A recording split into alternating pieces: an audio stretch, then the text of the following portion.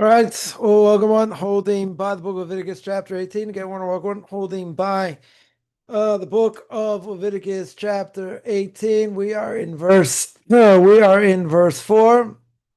This is part 45. Again, I want to welcome on. We're holding by the Book of Leviticus Chapter 18, verse 4. And the Torah says, es mishpatei tasu es chukosai tishmor lelechet bahem ani Hashem Elokeichem. Right? It says, you shall do my judgments, you shall keep the mitzvahs that do make sense, you shall keep my ordinances. Ordinances mean mitzvahs that don't make any sense, to walk therein.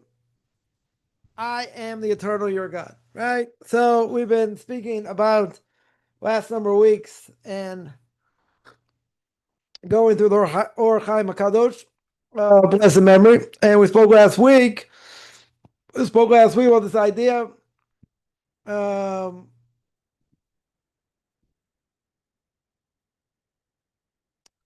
this idea in general about keeping Torah mitzvahs, and somebody who could lose potentially all their mitzvahs if could have been righteous their whole lives and gone off the rails at the end of their life. Right? We spoke about how that possibly could happen. And we mentioned about Olam Haba. Right? We mentioned about the next world, right, as well, about that b'schar mitzvah b'hayal maleka, as we always say, that you don't get married in this world for the mitzvahs you do. All right, it's all going to be, you'll get it in the next world. It could be, a person may get reward for mitzvahs they may do in this world if they do with great joy. But in general, a person will not get reward in this world. Could be someone is so bad for the few mitzvahs they did, they'll get reward in this world. They won't have a portion of the world to come. Right? So God has to reward them. God has to reward them in this world. Yeah, very good. So we spoke about that. The Or Chaim HaKadosh continues, and he says, now what does it mean to go in the ways? Right? It says Lalechet Bem. Right? You should go in the ways, God's ways. Right? Let's say. So he says another explanation over here is as it says in Proverbs. Right? As it says in Proverbs.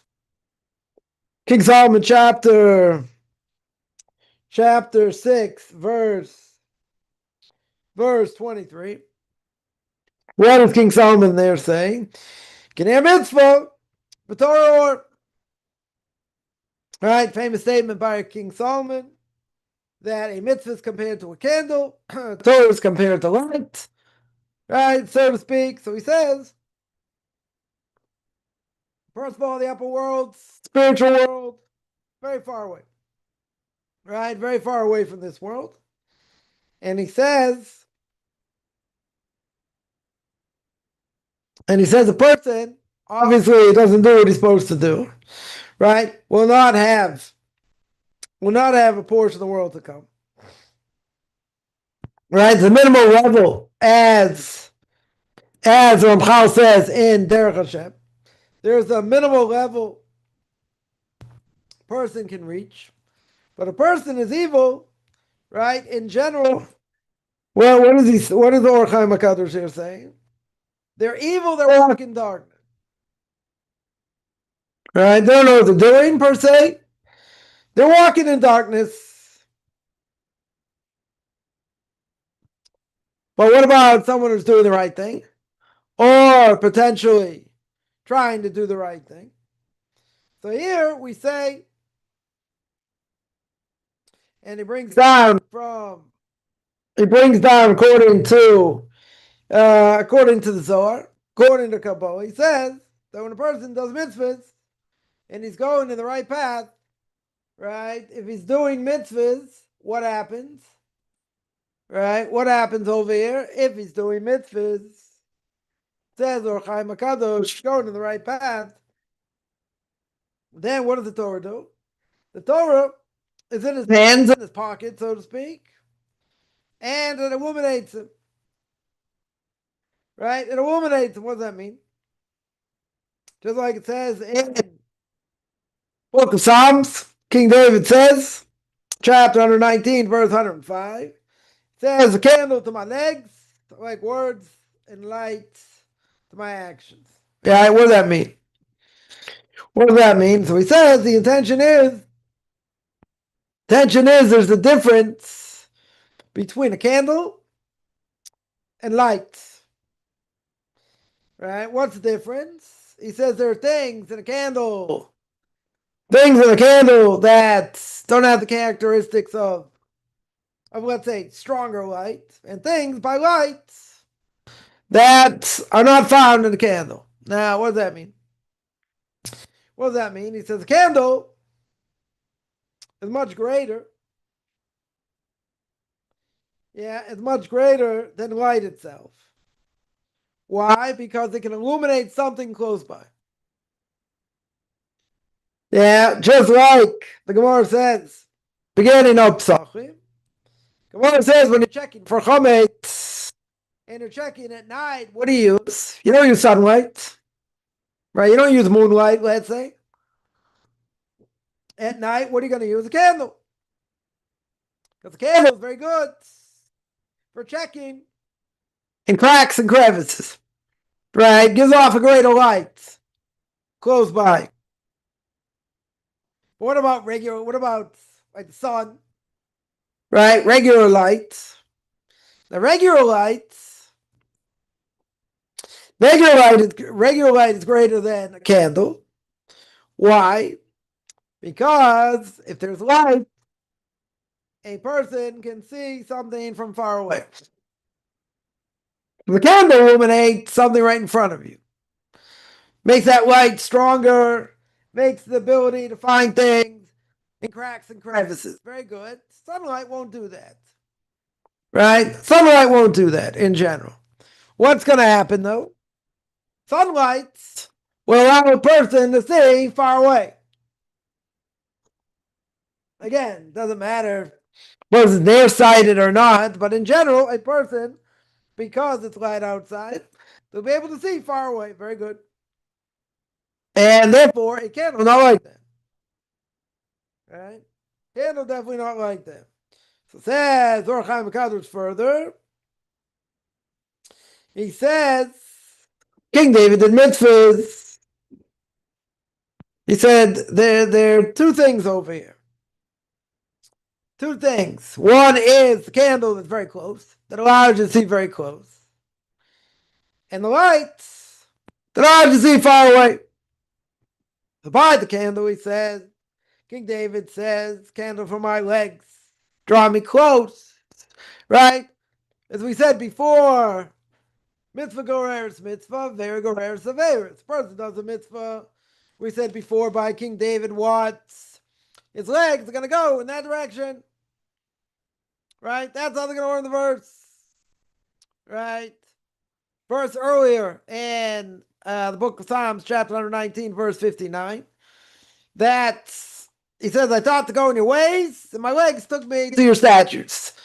Yeah, what does that mean? It means he brings down the medrash that says the legs of King David's, where do they always want to go? The base medrash, to go learn, to go study. Yeah, so he says over here, just like the legs are going to take in the right direction, and they're going to take him what? They're going to be illuminated by a candle, so he's going to be able to see things close up. And the light is something far away. Right, very good. He says that what? Then you should go in them. Right, just like here the Torah says. Torah says, Lalechet b'hem. What does that mean? It says, in their light, you should go. Right? Because if you don't go in its light, very simply, what's it going to be? It'll be dark. Right? Literally, it'll be dark. Very good. So if it's dark, you can't see very well. You need something to illuminate the dark. Okay. And therefore, since you can't see, you have no idea what's going to be a stumbling block in front of you. God forbid. What is he telling you here? right? Not getting into Kabbalah and anything else. What's he telling you? I got two things. I got light, right? Light is showing me something from far away. And candle is showing me something up close. Okay. We said before, Kiner mitzvah Torah, or a candle is compared to what a mitzvah, Torah compared to light. So what's he telling you here? The mitzvah itself, right? The mitzvah itself is compared to a candle.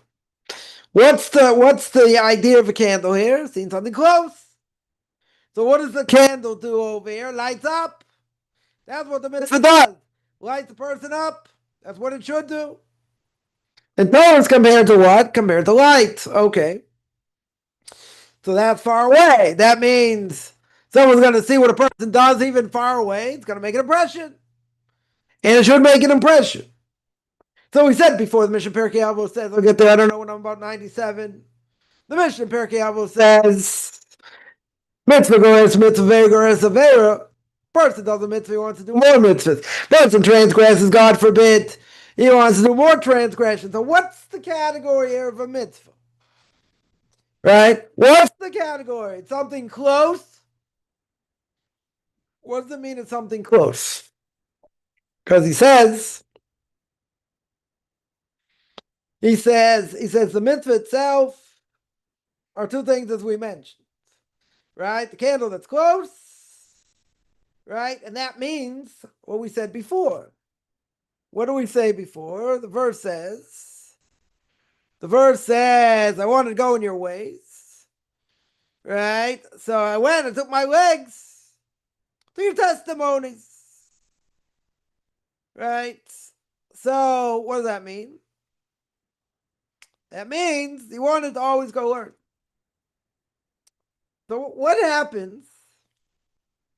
What happens? Why is this compared? Why is this mitzvah compared to a candle? So what does a candle do? Right? As we saw before, from the Gemara in Pesachim, a candle lights up something. It allows you to see something very close. It allows you to look at the cracks and crevices to be able to see if there's any chametz. That's what the Gemara there is talking about. You got to take something with great light at night that's going to allow you to find any chametz, any leavened product, and any cracks or crevices. Again, the moonlight won't do that. And even during the day, sunlight, maybe.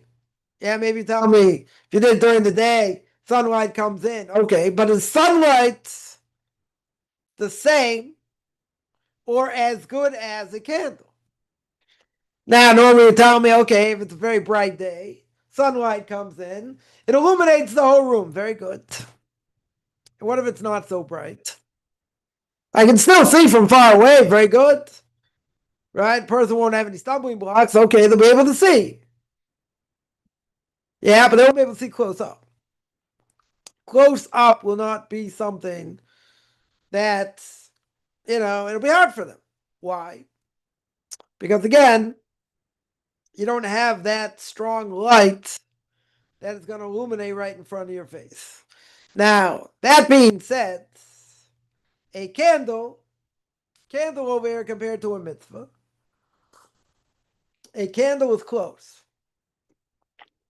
Yeah, a candle is something can illuminate something in, places that are hard to see. So, why a mitzvah? What does a mitzvah do? We saw before, the Or Chaim HaKadosh says that a mitzvah, or God forbid, let's say the other way, first, what does a sin do? It brings impurity to every aspect of the body. Right? To every aver, to every bone, right? To every everything in the body. Yeah. What does a mitzvah do? A mitzvah has the ability to light up the body. Yeah, we don't see it, so to speak, but it gives every aspect of the body strength. Right? In other words, the more mitzvahs I do, the stronger the body. In that sense. Right? The more transgressions a person does, the more the impurity. Right? It's always this constant battle. Right? It's always this constant battle. It comes on the Orach Chaim HaKadosh here, and he says, but a candle is compared to a mitzvah. Right? Now, if you're talking about illuminating close up, right? So he's going in a different aspect of what he said before. Yeah. In other words, the mitzvah person does, has an effect on the body, it certainly has an effect on the soul. But what does the mitzvah essentially do? So the mitzvah itself illuminates the person. Now, what does that mean? If anyone's ever seen someone who is truly righteous, yeah, what do they know? What's the first thing they notice? They may notice how they make blessings. They may notice, how when they speak, every word is calculated. They may notice a number of things. But what would be the obvious thing that they notice? The obvious thing that they would notice is that even the person doesn't say anything, the person has a certain glow, right? Has a certain spiritual glow. Now, what does that mean? It means, like Moshe Rabbeinu, when he went up to the mountain, what happened? When he came down, it was like glowing like a light bulb, right? There's a mistranslation. There's a mistranslation where it says Karen Or. It adds Karen means a horn, literally a horn, right? Horns of light. Horns of light. Now, it's mistranslated as horns, so that's where probably a lot of the mistranslations come from. That Moshe Rabbeinu had horns, or that Jews have horns. But what does Karen mean in this context? It doesn't mean horns over here. It means beams, like beams of light. So seemingly, again, very hard to understand, but seemingly Moshe Rabbeinu comes down from the mountain. He's glowing. Now, the people couldn't look at him because he was glowing. He had a certain glow. Blinding, so to speak. So, what did God do? God put a veil on him. He put a veil. Why did he put a veil? Because people couldn't look at him. So again, we're talking about a mistranslation here, right? King James will totally, demolish that verse and say, horns. Well, we don't have horns, right? So it means beams over here, beams of light. Okay. Now, that being said, anyone's ever seen a righteous person? The righteous person, again, we're not saying they have beams of light, you're blinded. Wouldn't go that far, per se. Even though we are living in a world of Hester, right? We're living in a world of hiddenness within hiddenness. Very good. So what happens? Someone's been working on themselves for years and years. Person sees them. What do they see? Before they do anything, before they say anything.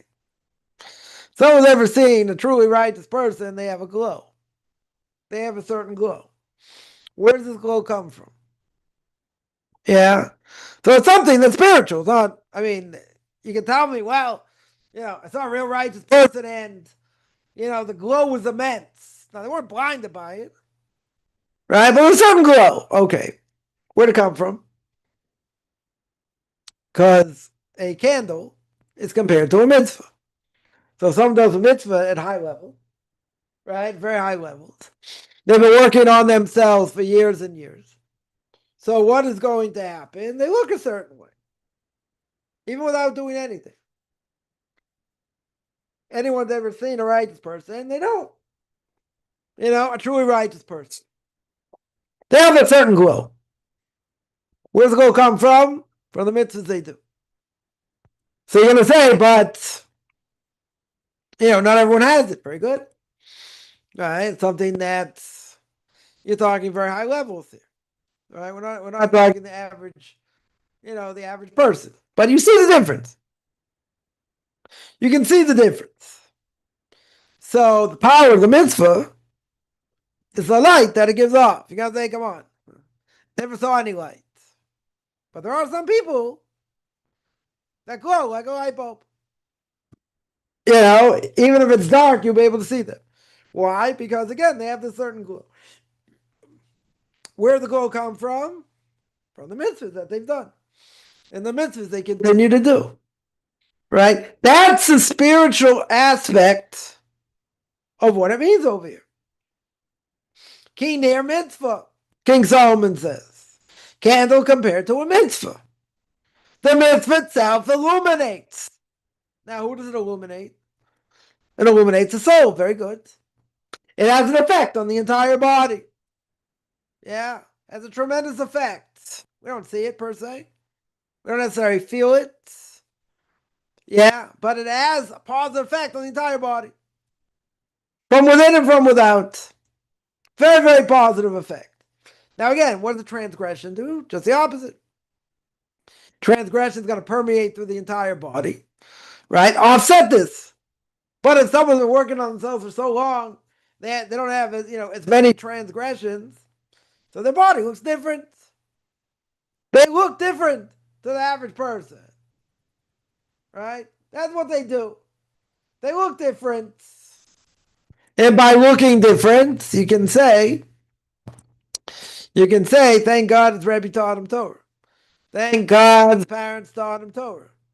Or whatever it is. And what's the reason? Because they look very different. Right? That is the effect, that is the power mitzvahs can have on a person. They look different. They give over, this glow. But again, you got to say, well, I've come along, a lot of rabbis, this and that. You don't see it by everybody. That's right.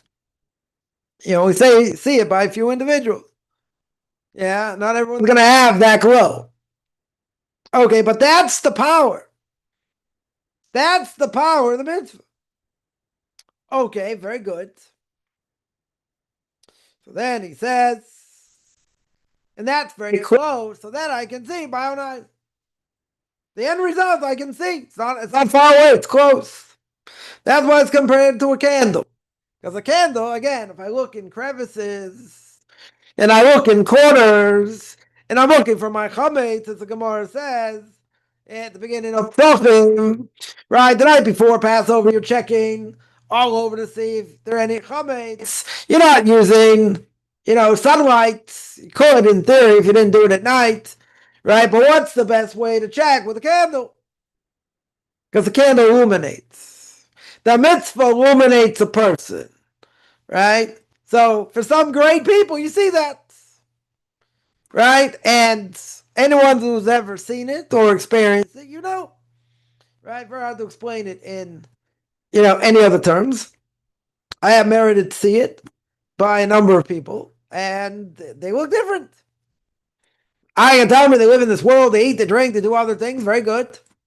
Yeah, but all their actions are for the sake of heaven. All their actions, their thinking, proper intention.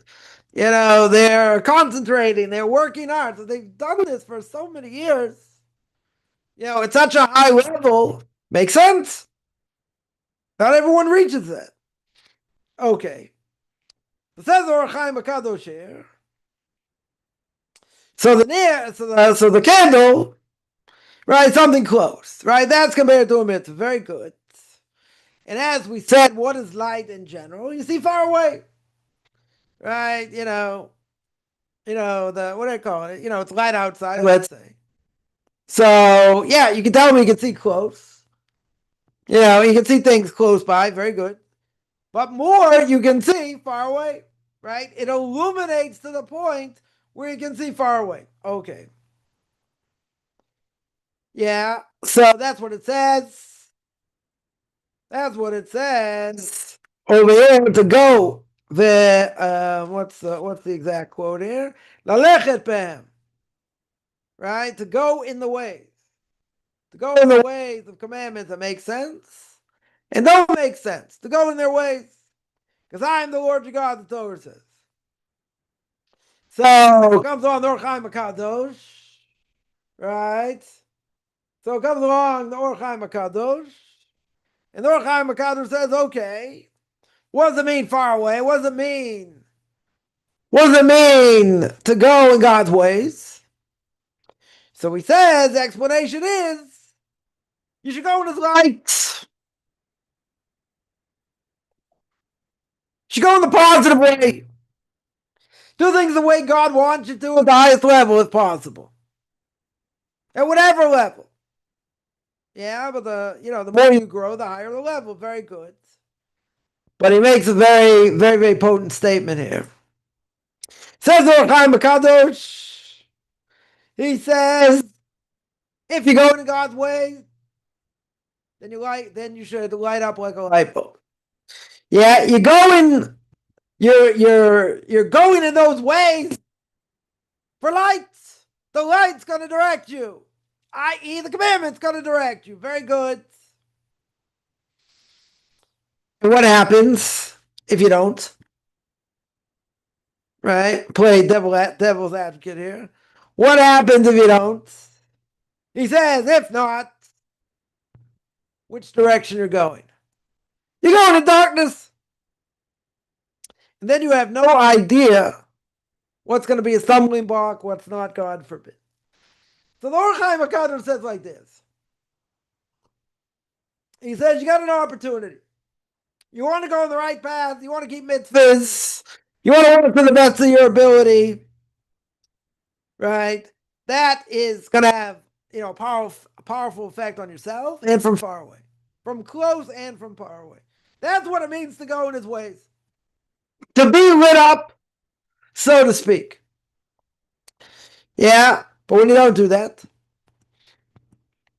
or you're not interested in doing that, let's say, where does the person end up? In darkness. And you have no idea where you're going to fall. But he tells you you will fall. That there's no question. Why? Because you're walking in darkness. So a person walking in darkness, the only question is how far they're going to fall. Yeah, they can fall much further. They can fall much less, right? Depends what they do. So in Hanukkah, yeah, we look at the Greeks and Greek life and Greek culture and all that as what? As darkness. People say, what do you mean? Well, what they brought to the world. Brought a system of education. They brought roads. They brought all kinds of things. Right? They also brought worship of the body, right? Sports and entertainment and, other things. And they brought the Renaissance, right? They brought all kinds of things. Now we're living in the Greek world. That's the world we live in today, unfortunately, but that's the world we live in. Very good. Now, that being the case, we call Greek culture and all that, we call it darkness. Now people say, what are you talking about? So much to offer.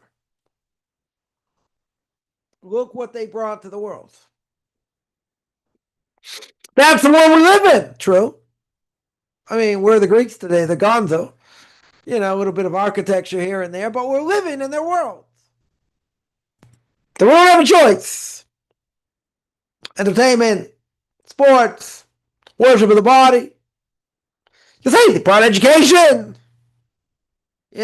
Learning, the arts, the fine arts. But how do we look at it? How do the Jewish people look at it? Jewish people look at it as what? As darkness. Right? We look at it as darkness.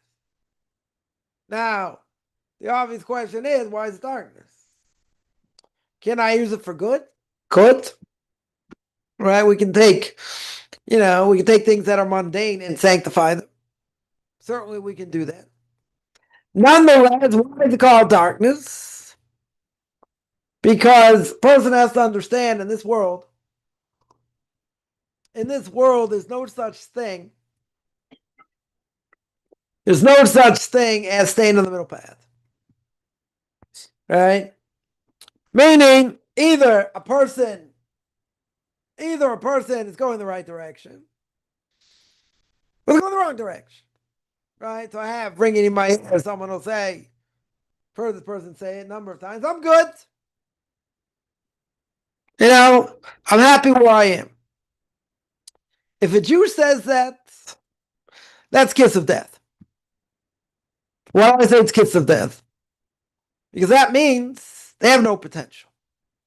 That means they don't care about potential. That means, if I was doing something 20 years ago, I'm going through the same thing. So, okay, so 20 years later, I'm doing the same thing. Now, that's akin to spiritual death, right? If a person's not growing and a person's not learning, yeah, you're either going up or down. That's the way it works. Either a person's doing the right thing and they're gaining, or God forbid they're doing the wrong thing and they're falling, right? But it's a constant battle. Person gains, the person falls. Person gains, the person falls, right? Hopefully the more gains than falls. But when someone says, I'm happy where I am, no Jew should ever be happy where they are, right? What does that mean? It means we can always be better. We can always strive. We can always grow. Yeah. We have so many levels to get to. So much to learn. So how can a person rest on their laurels? How can a person say, even if it's true, as we mentioned many times before, right? I'm holding, better than 95% of world Jewry. So you got to cut me some slack. Don't give me so much mussar. Okay, let's say it's true. But God thinks you got greater potential. God thinks you got greater potential. And you say, and after 120 years, a person dies, right? And God's going to say, hey, how come you didn't reach potential? So what do you mean? I was happy where I was. I was holding better 95% world Jewry. God said, okay, let's play back the video. Yeah, let's go see what your generation was like. So God plays back the video. It shows what other people were doing, in that generation. He says, you're right. He said, I'll cut you a little bit of slack. Cut you a little bit of slack. And I'll say you're 100% right. Because what happened over here is you're living in a very weak generation. Yeah, biggest question people may ever ask in their lifetime, they'll put ketchup, mustard, or relish on my hot dog. That's where people are holding. Okay. So now you're going to tell me you know better and you actually learned. So you're at a higher level, that's true.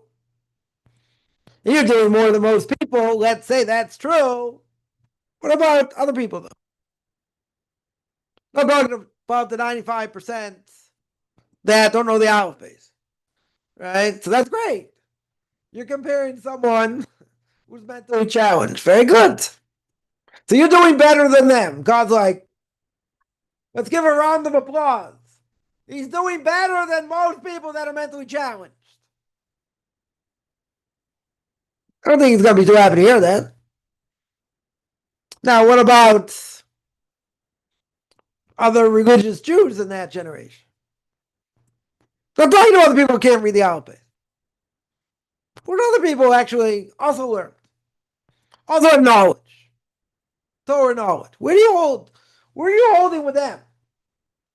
That's what you want to compare yourself to. It's okay. The other 5%. Are you at the top of the 5%? Are you in the middle of the 5%? Or are you at the bottom of the 5%? Now, you're not going to want to hear that either. Right? Now, let's say you're in the middle or towards the bottom. You're toast over here. Why? Because you have greater potential. Now, someone's going to say, but you don't know what your potential is. Very good. So King David says very clearly, you live in this world. Psalm 90 get how many years? 70. If you have strength, 80 years. Anything over that's a bonus. You got no time to waste.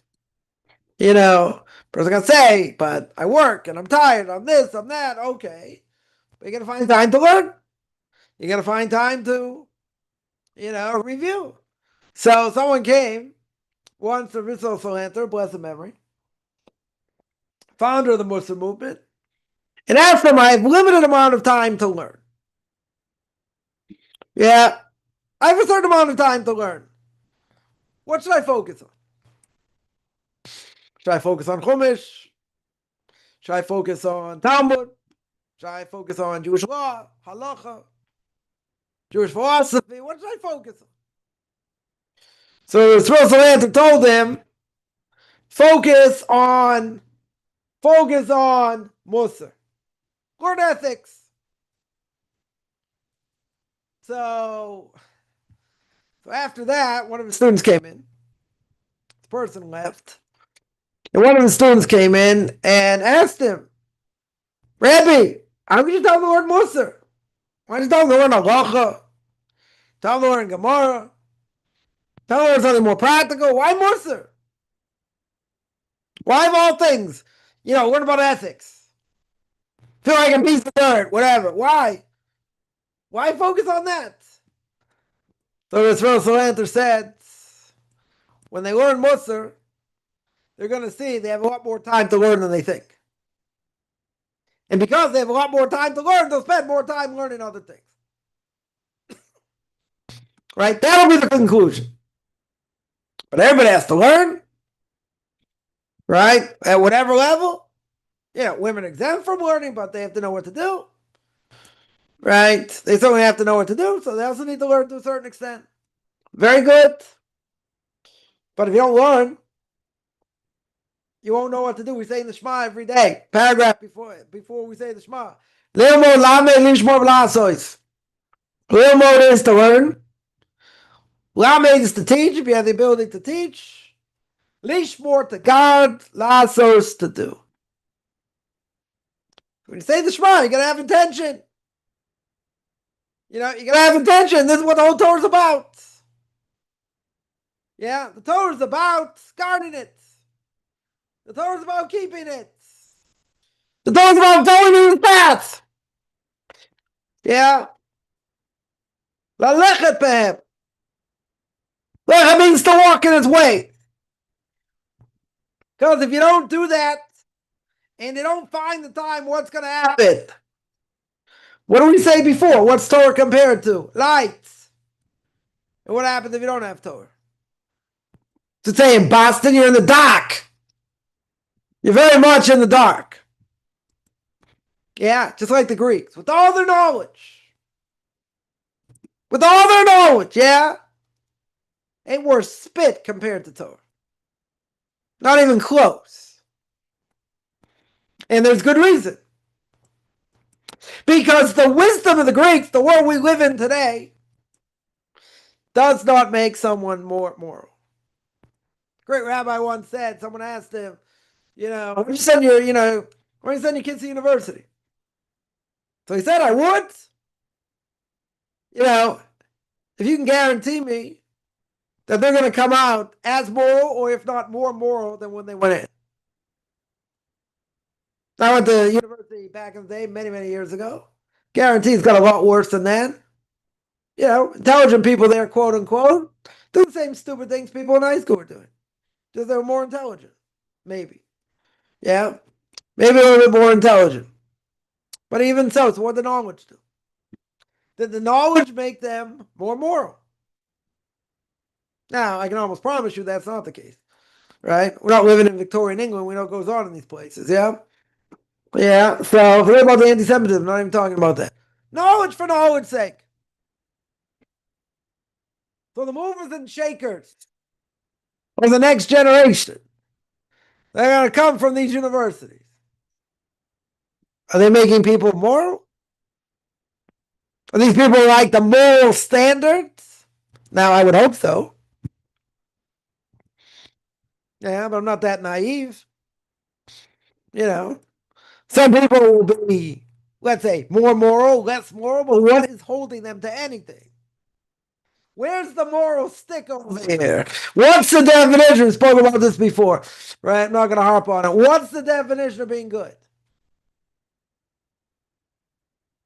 You need a definition of something that is absolute or something that never changes. That's the definition of good, right? Something that never changes, right? Not that morality is relative. It doesn't change for the generations. Or, as people in the conservative movement would say, things change. You got to be modern with the times. Right, what does that mean? That means the Torah can change. Yeah, if it's man-made, and I can turn it into silly putty, and I do whatever I want because it's man-made. That's not absolute. That means exactly what they say. It changes, but the Torah doesn't tell me that. Torah tells me many, many places. I always bring this up when it comes up. Yeah, in many, many places, Torah says it's forever. Now, again, maybe things don't last forever because we messed it up. Doesn't mean it's not perfect, but we messed it up. Mankind messed it up. Okay. Now, even if that's true, right? Even that's true, forever means forever. It means it doesn't change. Now, there's certain things you have to give definitions on. Certain things Torah didn't know about. Torah says, you can't kindle a fire on the Sabbath, on Shabbos, very good. Yeah, so what about an oven? What about gas? What about electric? Oh, that's changing the Torah. No, it's giving definition. Is it the same thing or is it similar to fire or not? Doesn't mean times change. It means I need a definition. Does this fit the definition or not? Right? In the times of the Torah, certainly in the times of the rabbis, they didn't know this. Right? They didn't see the future of gas and electric and all that. So they couldn't judge that. So you need rabbis in every generation to be able to judge it. Very good. That's the whole question. It does fit in. Right? Where does it fit in the laws of Shabbos? The laws of the Sabbath, where it's going to be forbidden. Okay, now the question is what category? Okay. But that's not changing the Torah. Right? That's not changing the Torah by any stretch. That's not even the point. Right? Well, what's the point? God says, I want you to go my ways. Now, how are you supposed to do that? Oh, so we're talking about keeping the commandments. Very good. Keeping commandments, I understand more.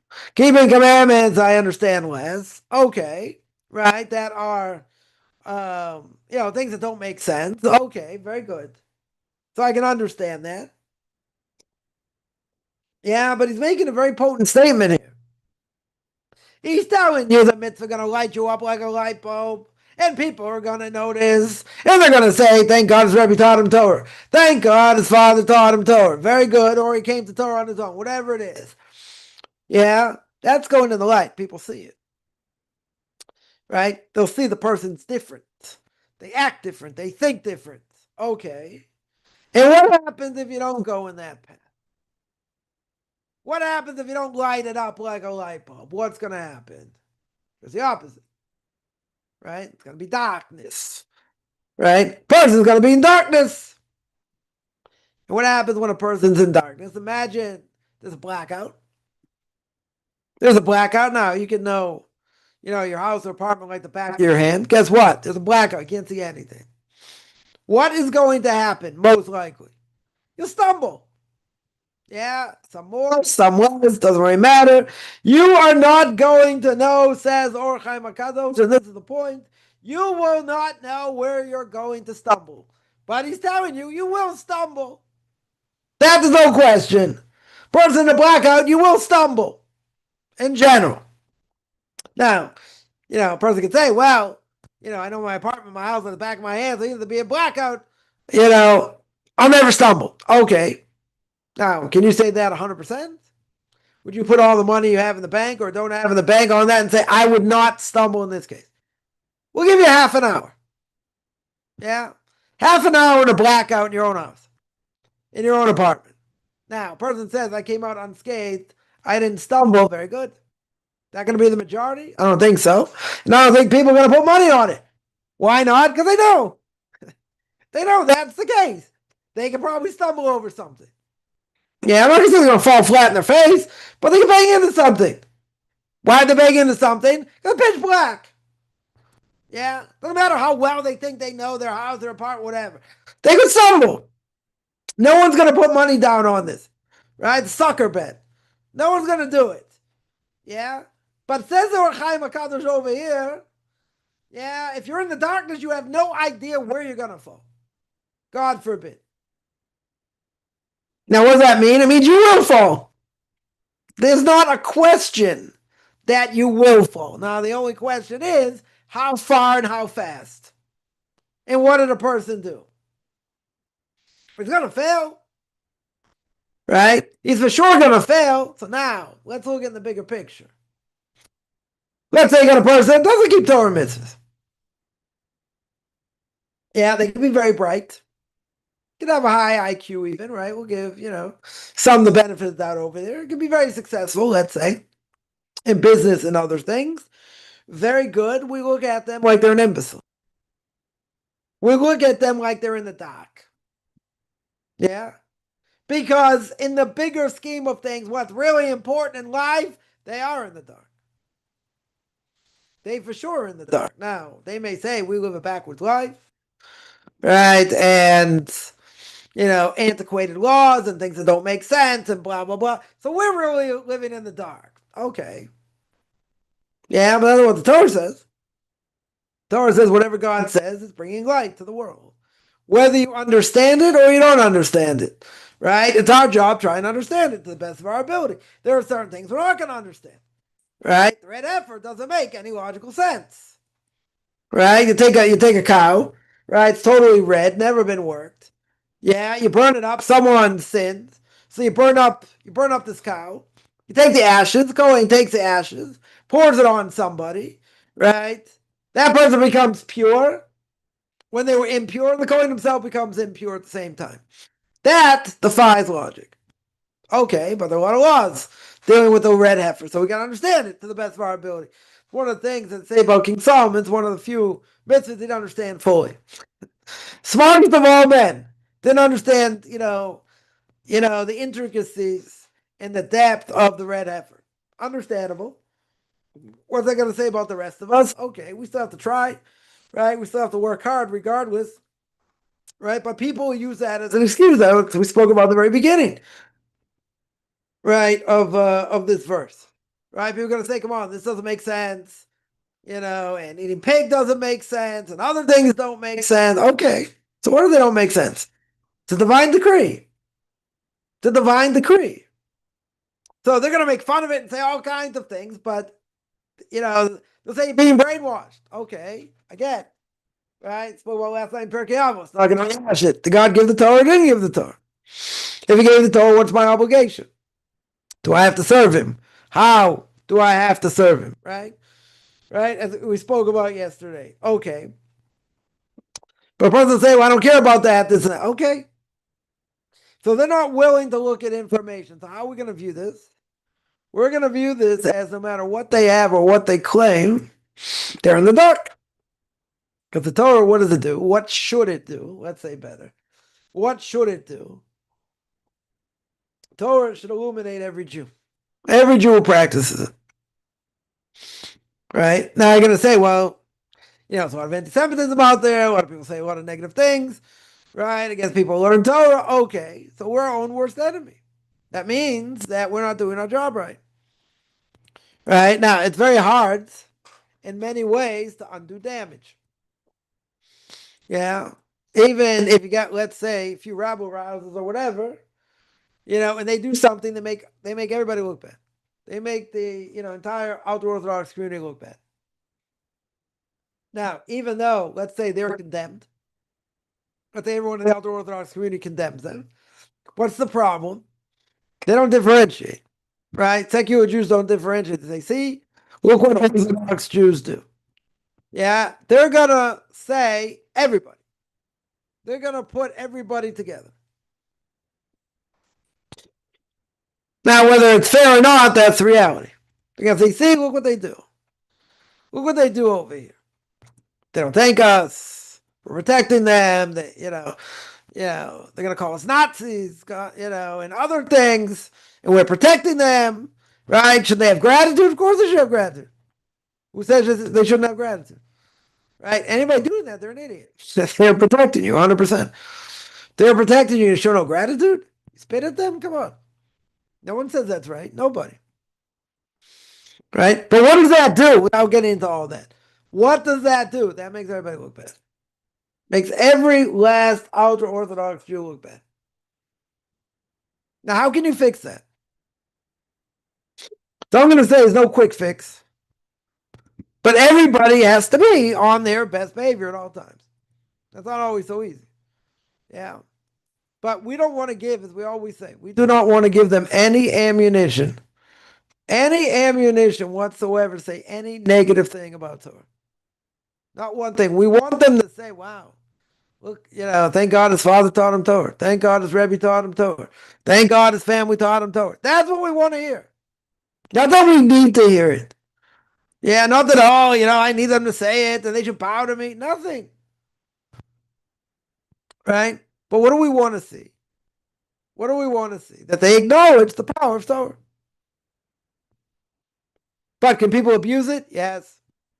Can people make ultra-Orthodox Jews look really bad as ultra-Orthodox Jews? Yes. It's very hard to fix. Imagine, here's an example. Imagine New York Times. The Holy New York Times was guilty of libel against somebody. Someone sued them for things that they said which weren't true. And they won. Yeah, let's say they won in a major way. So now they have to make a retraction. Now, usually the retraction is not going to be on page 1, like everyone's going to see. It's going to be in bold lines. We made a serious mistake. We're so sorry, this and that. Where's the retraction going to be? Probably going to page 350, and it's going to be in such small print, need bifocals to read it. But even if they would do it in a major way, let's say, give them the benefit of the doubt, which I don't have to, but let's say they would do it in a major way. Okay. Is that going to fix anything? The damage has already been done. Yeah.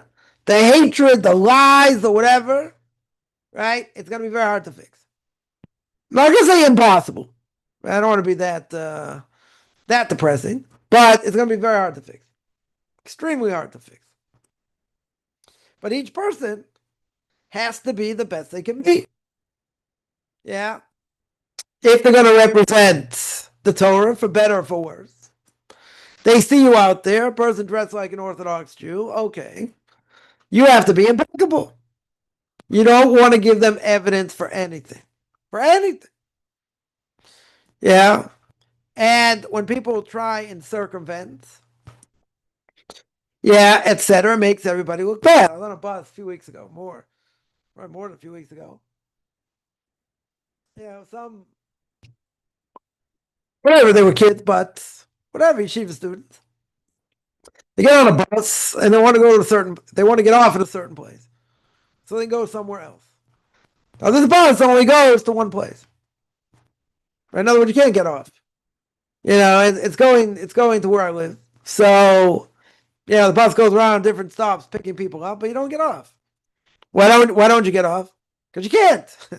The law is if you go into this place, you have to stay on the bus. Now you can say I made a mistake, I didn't know, whatever. Okay. But they knew. So they wanted the bus to stop at a certain place. Because they were going somewhere else, so that was a great place to get another bus. Okay. But they knew. 100% they knew. Now, it wasn't a Jewish bus driver. Because he wears. Right? It's worse because they're going to say, see, look at these Jews. Look at these Orthodox Jews, always point stick. Yeah. Doesn't matter, they're 15, 16 years old, 17 years old, whatever. They know better. Yeah. I see this, I don't want to say so frequent, not as frequent. When I see it, you want to cringe. Someone gets on a bus, let's say. It's easier to get to a different part of the city. Yeah, so very good. So they want to stay on the bus. They want to get on the bus. And now they say, okay, bus stops, they want to get off. Now it's illegal. Right? According to the law, bus drivers don't know how to stop. Don't know how to let them off. To pick people up, he's allowed to. Yeah. Yeah. To let to let them off, he's not allowed to. It's a fine. It's a big fine.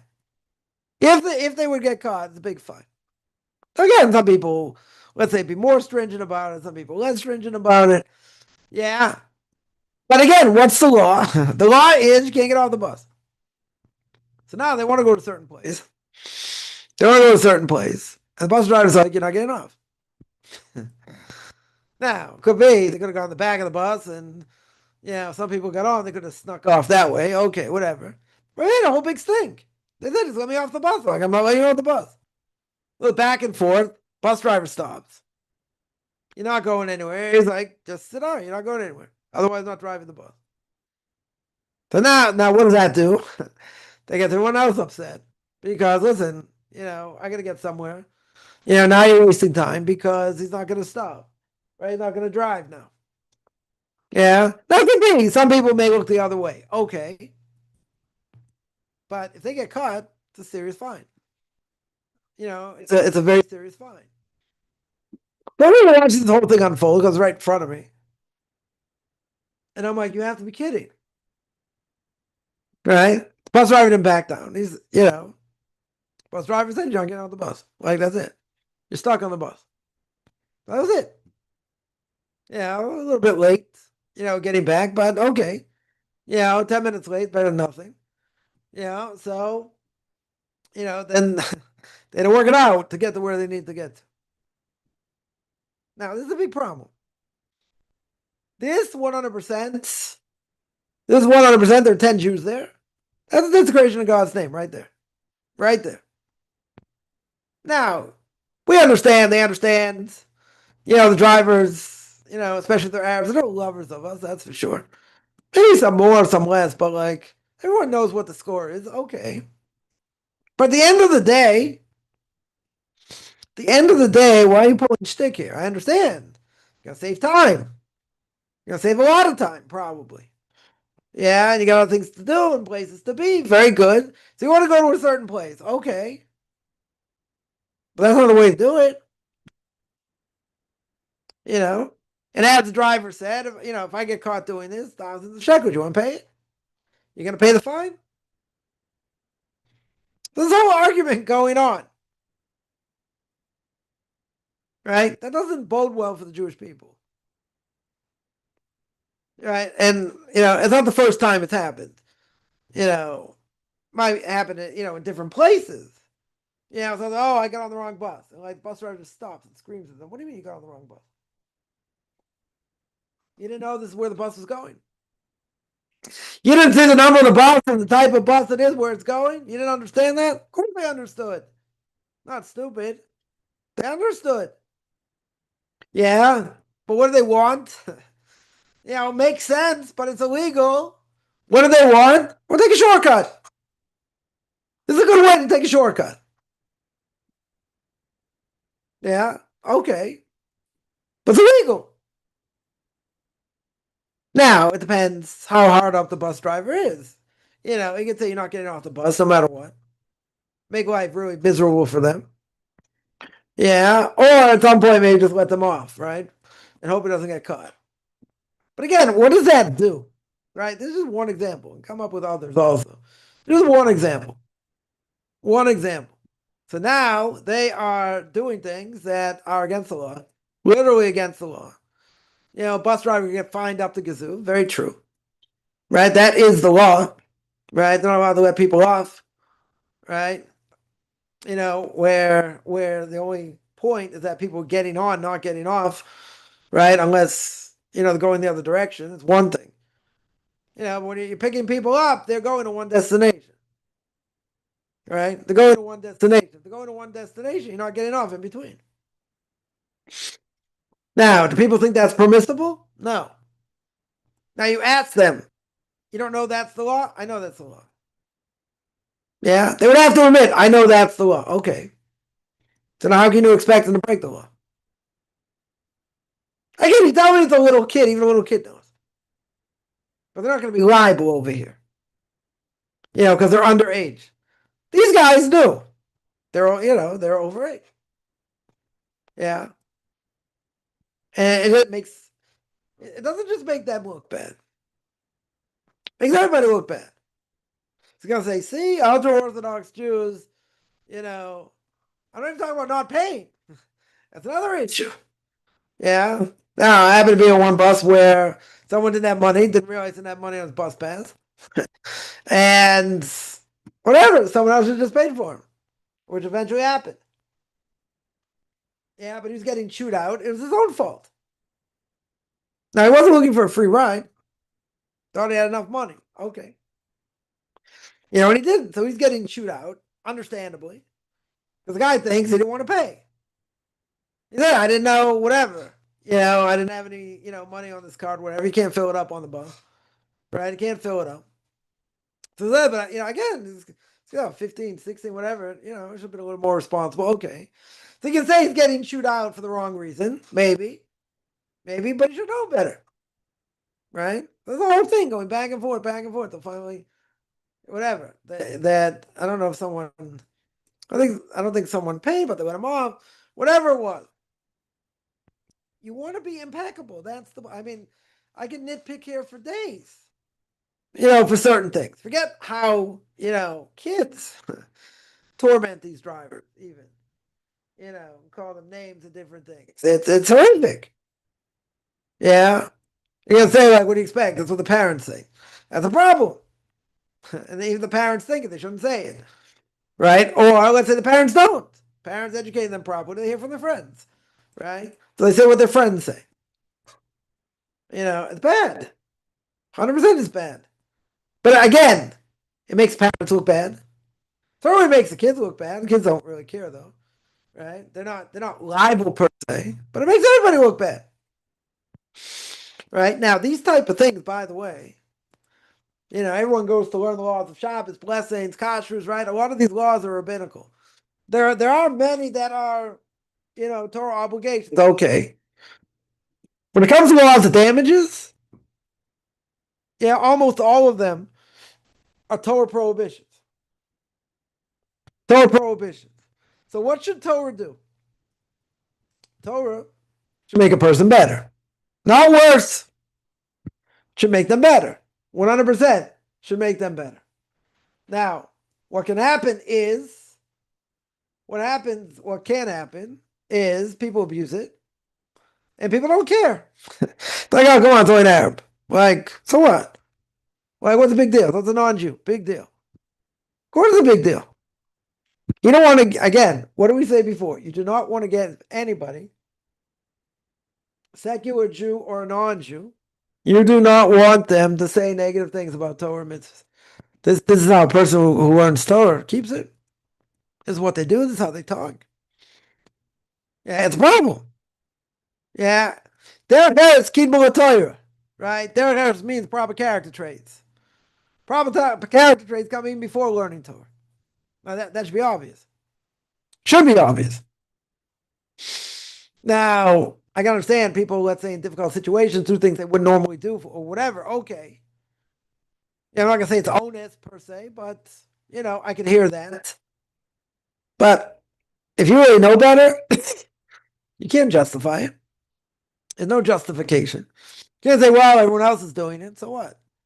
Two wrongs don't make a right. Right? Certainly not. Right? There is no justification. 100% there's no justification. Yeah, and if they were, and let's say in this case, let's say someone comes on, an inspector comes on.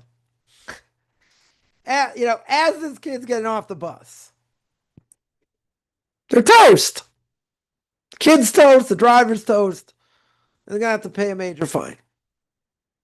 Yeah, kid's not thinking that. I just want to take a shortcut. Yeah. So what about the law?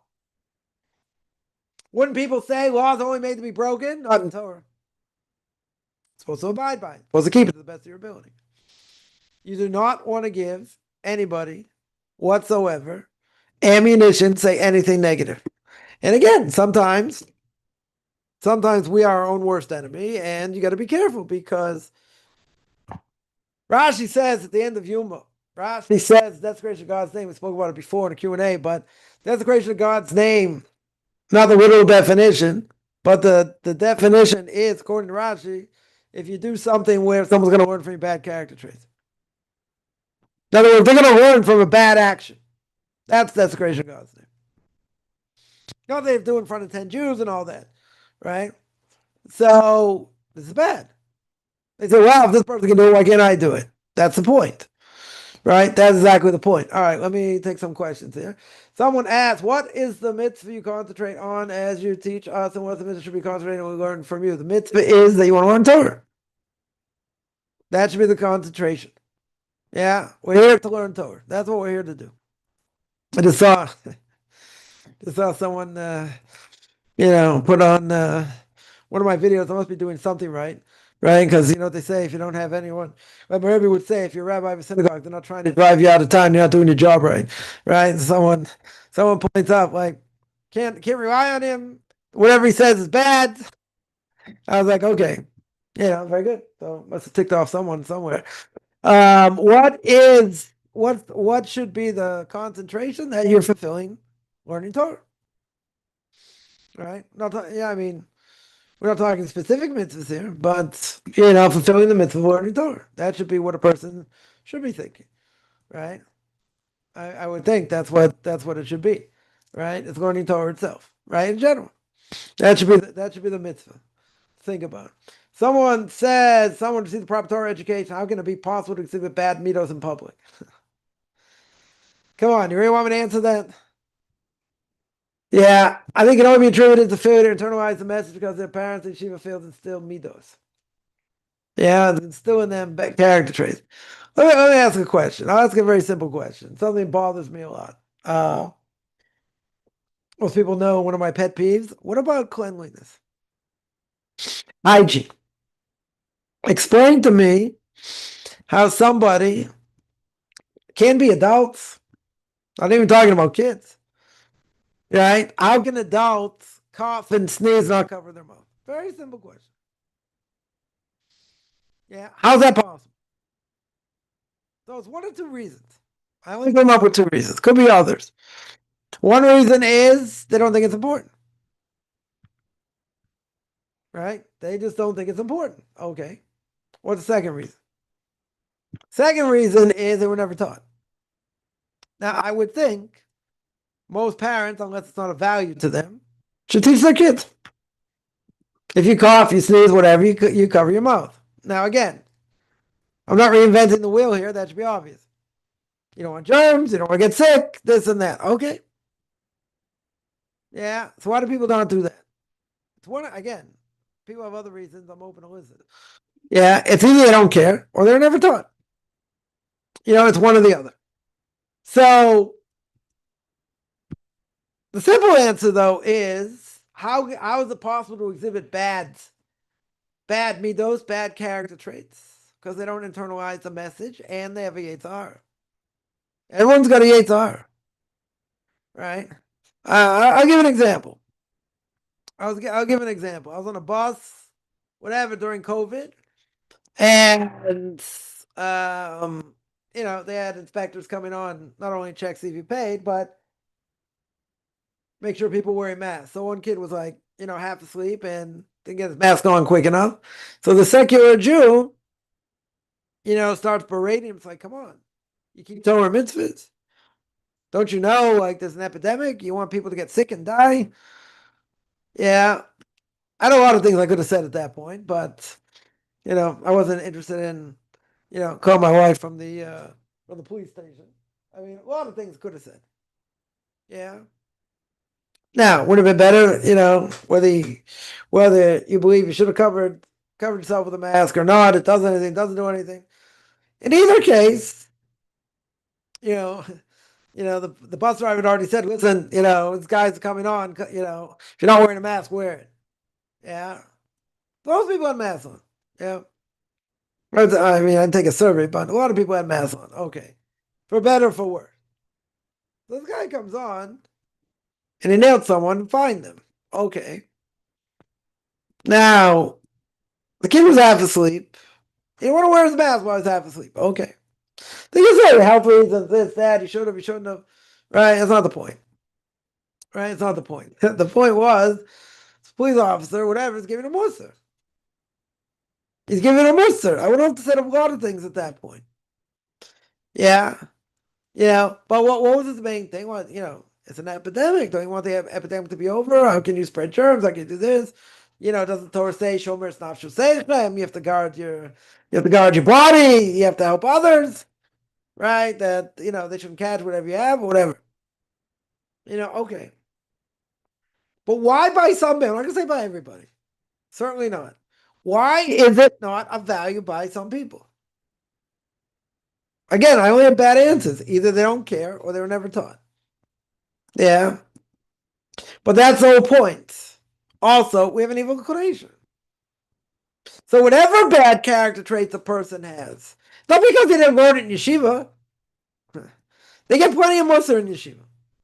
Plenty of musar they get, which they should. Yeah. But does that mean even if they get musar, they're going to always do the right thing? They're always going to be exemplary no matter where they are? No. They need to hear the musar, yeah. Sometimes this goes in one ear and out the other, okay. But that's not the fault of the yeshiva. The yeshiva's not being ethical. The yeshiva's not being ownerless and saying, okay, just do whatever you want. You got guidelines, you got rules. And, many times they're hearing musar. Right? They're hearing old shmooze. Yeah. Which they should on a regular basis. Because at some point, maybe it's going to stick. Maybe. But everyone's got an evil inclination. Right? And we have a strong evil inclination today. Right? So you can't say, well, it's a problem the yeshiva's not doing the job right. Now, if that's the case, you're right. But even if they're doing their job right, yeah, even if they're doing 100% what they should be doing, they're giving over exactly the way they should be giving, and you still have students that don't do the right thing. Now, what's the reason? Is the reason they give it over right? No. Because the vast majority are doing what they need to do, hopefully. But you have some kids that, they're ADHD, they act up, they can't sit, they do other things. Okay. Right? For some, certain things are too hard. Right? So it's not the problem in the yeshiva per se. Right? Let's give the benefit of the doubt to the yeshiva and the rabbis that teach there. We'll give them the benefit of the doubt. They have a hard job. They have a very hard job. Yeah? So we'll give them the benefit of the doubt. Okay. But at the end of the day, who's the onus on? The onus is on the person. The onus is on the kid themselves. Now the kid could say, this kid did this to me, or he did that to me, so I did this back, or whatever, and they got caught, right? Or whatever. So at the end of the day, at a certain point, a kid has to own up for what they do. There are parents out there that at every stage will protect them. Spoken about this before. I don't want to really harp on it either, right? But parents will try and protect them, at every place. So therefore, what happens? It means they never take responsibility. They always have their parents to bail them out. Now, I understand why they would do that, but that's not going to help them in life. What's going to help them in life is they do something, they get called on it, they have to answer. They have to answer. So one of my kids, I said, you want me to answer for you? They're like, no. No, don't say anything. I said, okay. I said, you're going to answer for yourself. You are going to take responsibility for yourself. Yeah, teaches them responsibility. They may not like it. They may make up things. They may do other things. Okay, but they have to take responsibility.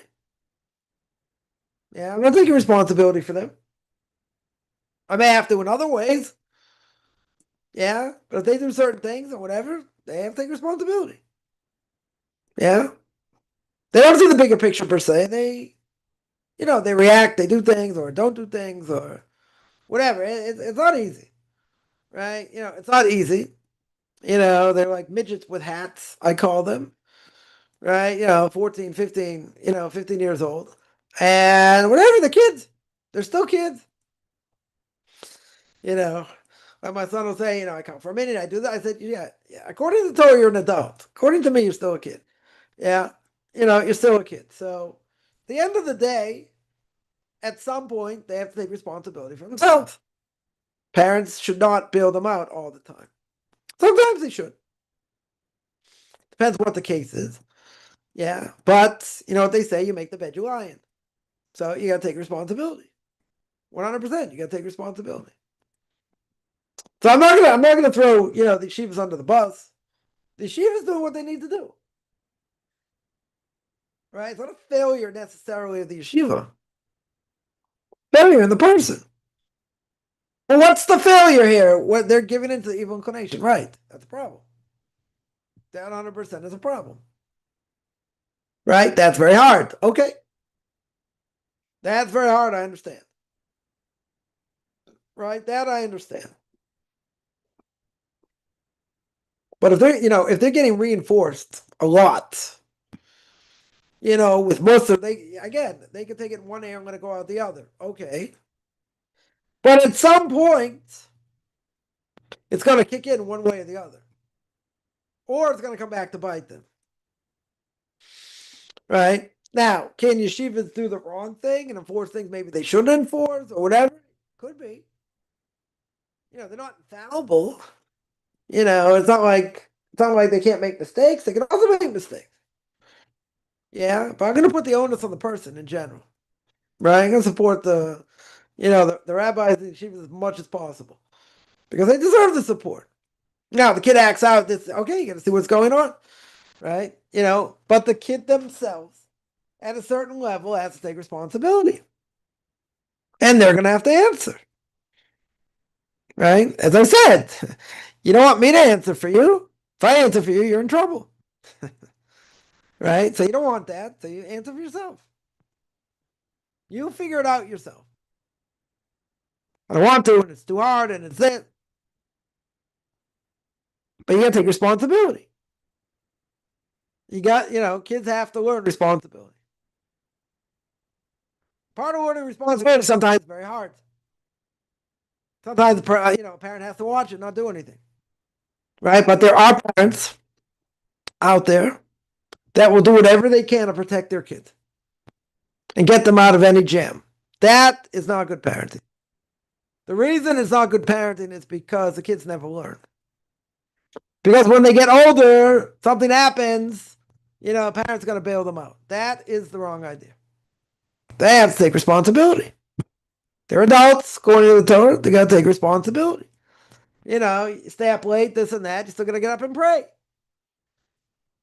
Listen, they have long schedules. It's a hard day. I get it. But you got to be disciplined. Kids don't want to be disciplined. They just want to have a lot of fun. They just, understand. Yeah, they understand. Okay, they're gonna learn, and they're gonna be there for long hours. And people could say the day's too long and different things. It is okay. Well, it's not like it's gonna change unless you go to a place where you're gonna learn a lot less.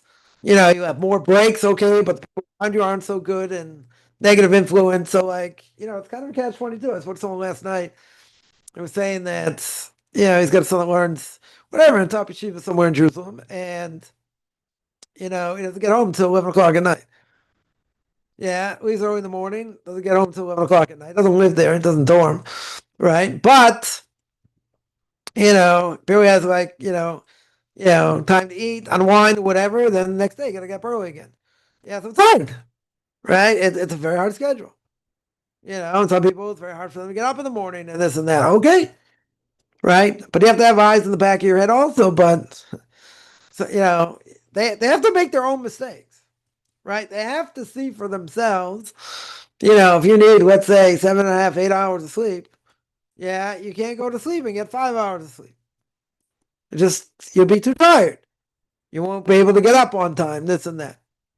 Yeah, but I want to do certain things. I don't just come home and go to sleep straight away. Okay, within reason. But you have to see there's a pattern here. You go to sleep too late, you can't get up. Right? What happens when you can't get up? That's the problem. Your whole day's thrown off. Right? Then you pray somewhere else and you get there late and whatever. It's a problem. Right? Right? It's a problem. So I'm not gonna say it's easy for kids. Some kids have it easier, some kids not. But it's also get hormones and other things, and they become teenagers, which a friend of mine would say they're like a totally different creation, teenagers. Okay. But you have to write it out also, but you have to teach them discipline. They themselves need discipline. Whether they want it or not doesn't matter.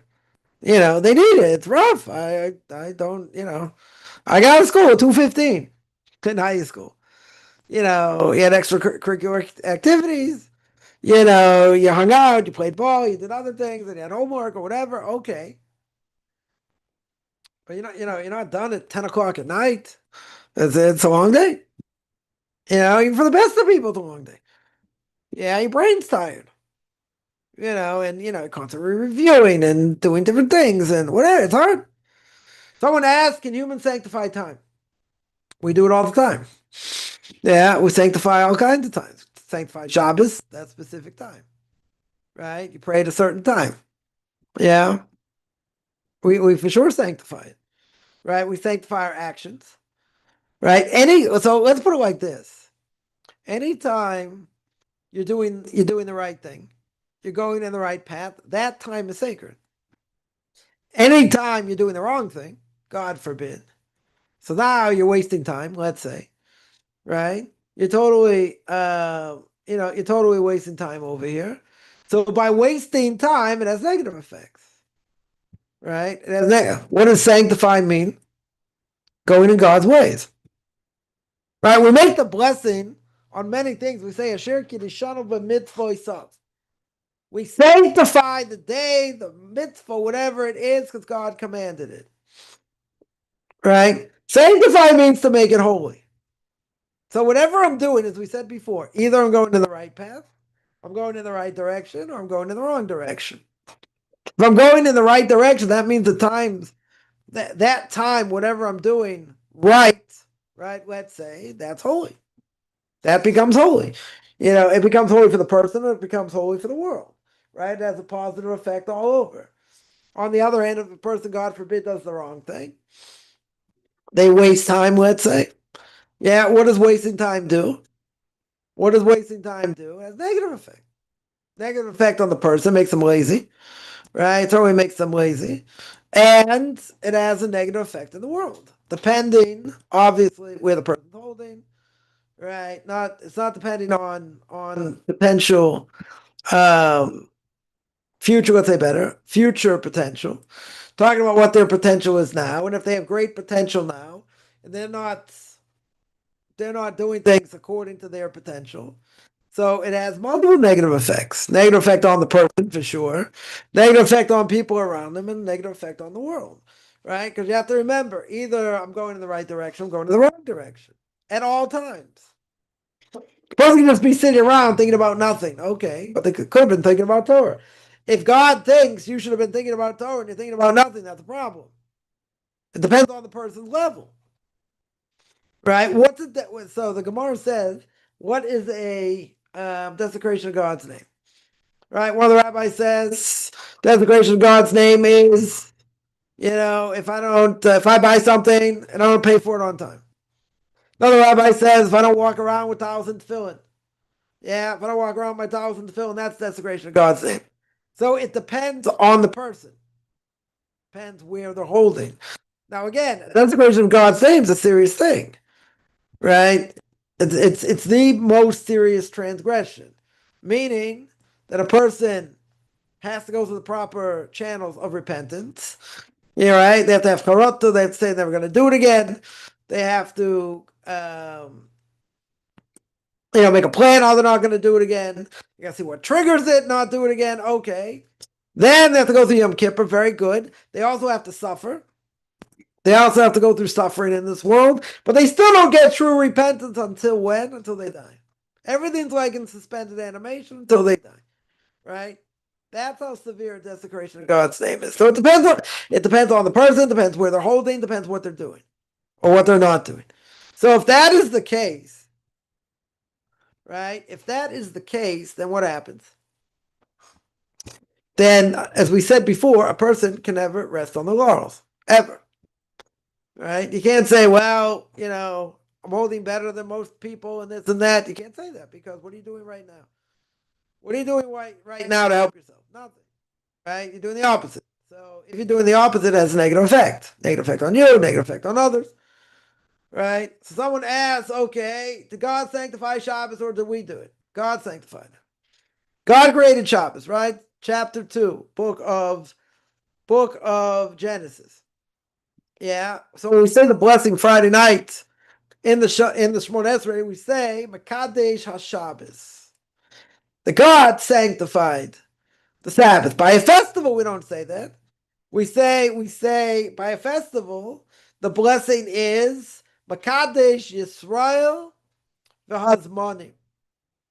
Yeah, that man, the Jewish people, let's say better, the Jewish people sanctified the festivals. How do we sanctify the festivals? The whole thing with the new moon, right? It's sending out shluchim, sending out messengers to see if they saw the moon, and when they saw it, and whatever. So we have the ability to sanctify. Let's say we didn't, right? We'll just throw this out there for a second. Let's say Jewish people did not sanctify the moon, and then what do you do about the holidays? Because he didn't sanctify the moon for the sake of the holidays. Today we know the calendar, so you don't have to do that. And it got messed up anyway before the end of the destruction of the temple by the Kutites. Regardless, what happens if it wouldn't be done?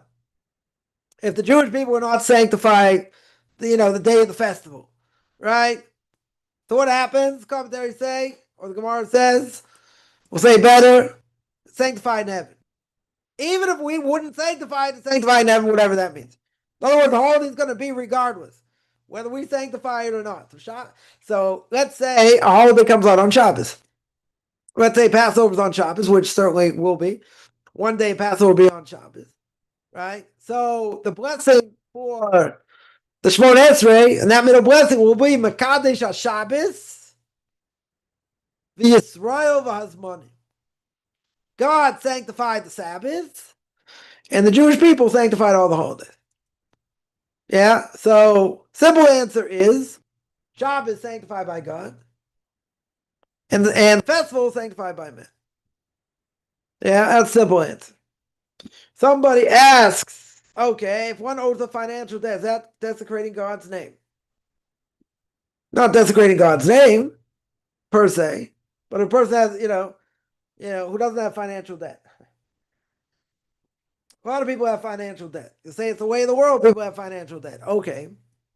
Now again, if a person would be, let's say, a great rabbinic authority, let's say, let's say the time of the Gemara, as this rabbi said, that for me, a desecration of God's name is I buy whatever I buy, let's say I buy meat. I buy meat, I didn't pay for it straight away. Yeah, that's desecration of God's name. Now, what happens when paying a debt? Paying a debt, person, a lot of people get seriously messed up with credit card debt because, let's say not making enough money, but they have to charge things, right, in order to survive. I mean, not always, but let's say. And then what happens? Then things kind of spiral. And then you get into more debt, right? Because then the finance charges are huge, like 20% or more. And then you spiral to even just pay that and you still have to live, right? So unfortunately, it's more common. Yeah, I'd say it's more common than not. I'm not going to say it's about people living beyond their means, right? I don't think that. So some people that would be the case, but I think the vast majority, struggle, as I mentioned, I think last week or 2 weeks ago. 80% of all Israelis are in debt in the bank. 80%. That's like hundreds of millions of shekels. Yeah. Now again, they also charge interest, right? Again, which is a problem because they're Jews, not non-Jews. But even with that, that's how people live. That's how a lot of people live. It's like 80%. Someone told me last week or the week before, someone had asked the bank manager, are you in the red like everybody else? A bank manager. Yeah.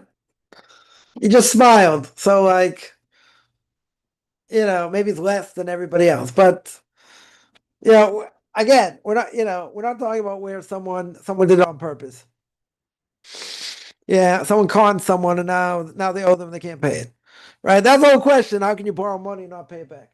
And you have no idea how you're gonna pay it back. The problem, right? Really, a person's not allowed to borrow money, yeah, if they don't know how they're gonna pay it back. Right? But people do it anyway. Why? Because you have to live. Right? Sometimes you have no choice. but person has to make a plan if they owe, how they're going to pay it back and try and stick to it. Now, it's not always so easy. Yeah, other things happen, and then you just get in a financial quagmire, we'll call it. Something like that. Again, if they owe a financial debt, is it, a desecration of God's name again is a specific definition, right? It's done in front of 10 Jews. So people throw this term around like a rag doll. I've spoken about this before. I don't want to go into it more, but people say this is desecration of God's name. According to strict definitions, not true. It looks bad, right? The greater the person, the worse it looks, whatever it may be. Yeah. Let's say a person gets stuck. Now they're owners. Now they not only owe a debt, but now it's going up and it's going up, and you have no way to pay it back. Now it spirals. Right? Now, a person didn't have intention for that, but they didn't know how they're going to pay it back anyway. Okay, but they need to pay a bill. This is how they did it. Now they're going to pay it back. So they got to try. Yeah. Does it make them look bad? Yeah. Does it make Jews look bad? Makes them look bad. Yeah. 100%. But what happens if you get stuck? What happens if a person thought, okay, I'm going to make this amount of money. I'm going to be able to pay it back. This is what's going to happen. You fall flat in your face. This didn't work. Something else didn't work. A third thing didn't work, and now you're stuck holding the bag. You don't care, right? Anyone's been in financial trouble, they know people don't care. They want their money. Banks want their money, right? Credit card companies want their money, right? Everybody wants their money. Makes sense? Makes perfect sense. Yeah. Now, a person's totally strapped. That wasn't their intention, right? 25,000 things, went sideways. Or at least 3 or 4 went total sideways. So now you're scrambling, trying to figure out how you're going to pay everything back. Does it look good? No. That one doesn't look good. I wouldn't call it, by strict definition, it's not a desecration of God's name. By strict definition, it looks bad. Right? Right? It looks bad.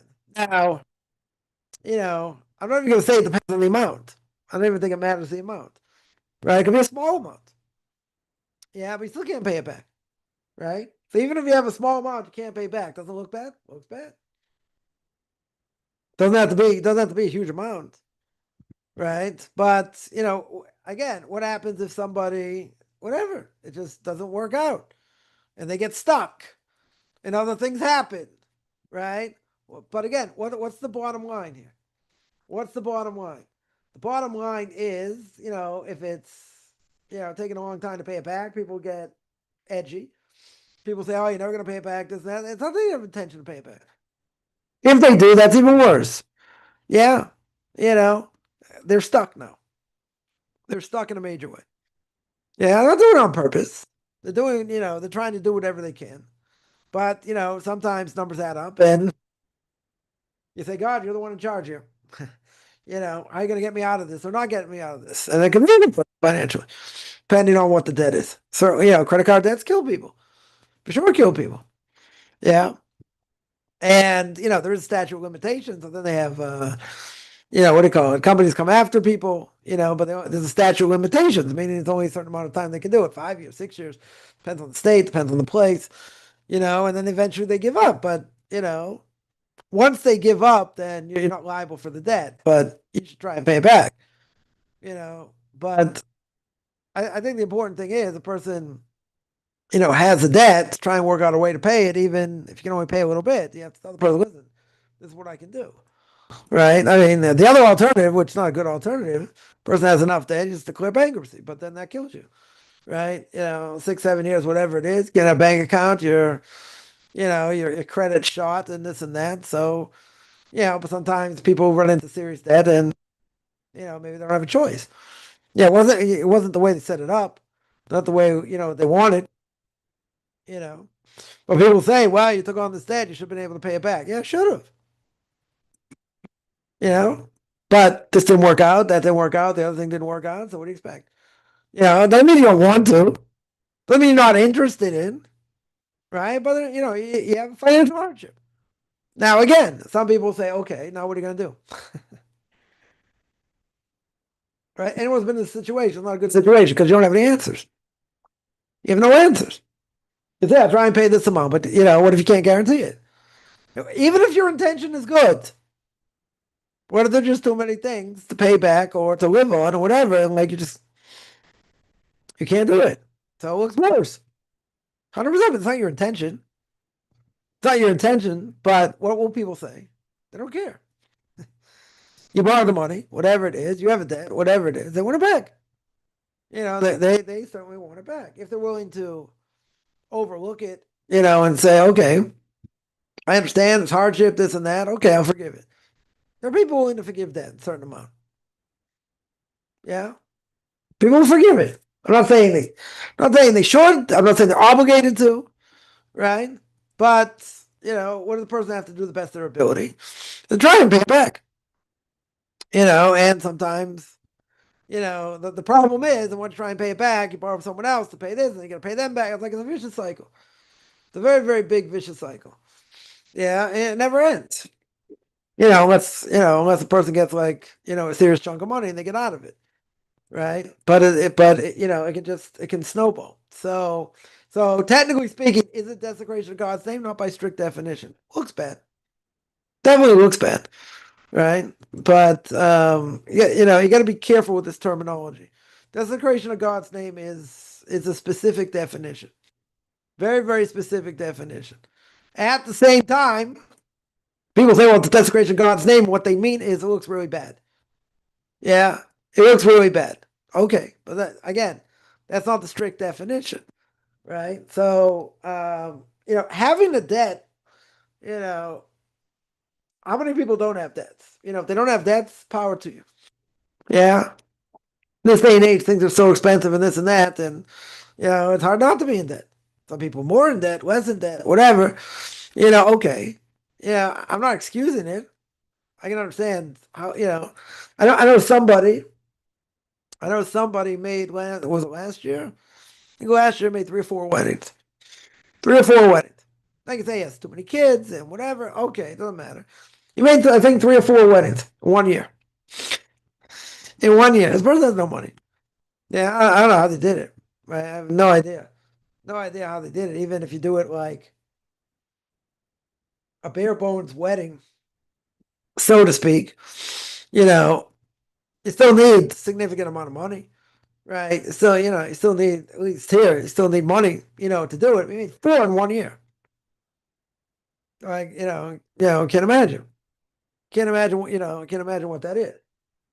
You know, I made one a year later, a year and a half later, whatever. Okay. Yeah, I'd have 2 in 1 year, you know.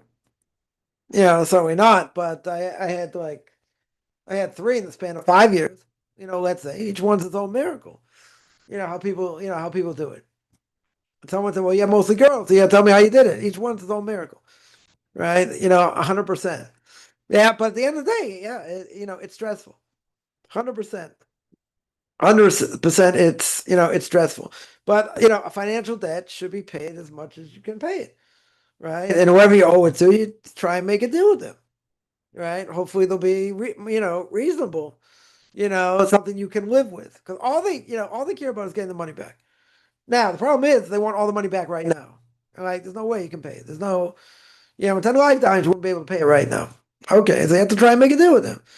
Just like when you have let's say person has credit card debt, they can't pay it, so it goes to a company to go after you. Now, they're going to be happy just getting anything, right? Because you haven't paid anything. Let's say a person owes, I don't know, $5,000. Let's say they owe $5,000, right? So you have a company comes after you. Yeah, and they say, okay, we're trying to collect this debt. You say, okay, I'll give you 1,200. I can give you 1,200. I'll do it in 5 payments. I'm not going to say they're going to agree. They might say, give me 2,000. Give me half, and I'll give you certain payments. But a company now, let's say they agree. Let's say agree, right? So let's say the debt is half. We'll make it interesting. That is half. They agree, and you're able to say, okay, I'll pay, $250 over 12 months and whatever, pay it off. Let's say, let's say they're able to do it. Okay, what about the rest? Do you owe the rest? No, you made a deal, right? They're representing the credit card company. Credit card company will be happy to get whatever they get, right? This company will get a percentage. Okay, so they got half. They got half over time. Well, guess what? Half over time is better than nothing, right? But do I have to go lifting Mashur's din? Interesting question. Do I have to go beyond the letter of the law and pay it all back? Even if I made a deal to pay half of it. What's the answer? No. They agreed. Right? And let's say they come after you, you can't pay them. Right? And let's say statute of limitations, certain states, 5 years, 6 years, whatever it is. If they contact you after, that's harassment. You could sue them. Yeah. So let's say you don't pay it. But they didn't have the money to pay it. You have no way to pay it. I don't know. They got $20,000 worth of credit card debt. $30,000 even. Yeah. $30,000 of credit card debt. Right? So in this state, they have no statute of limitations. That's it. They can't come after you. Do you have to pay it? Are you obligated to pay it? Now, technically, you're not obligated to pay it.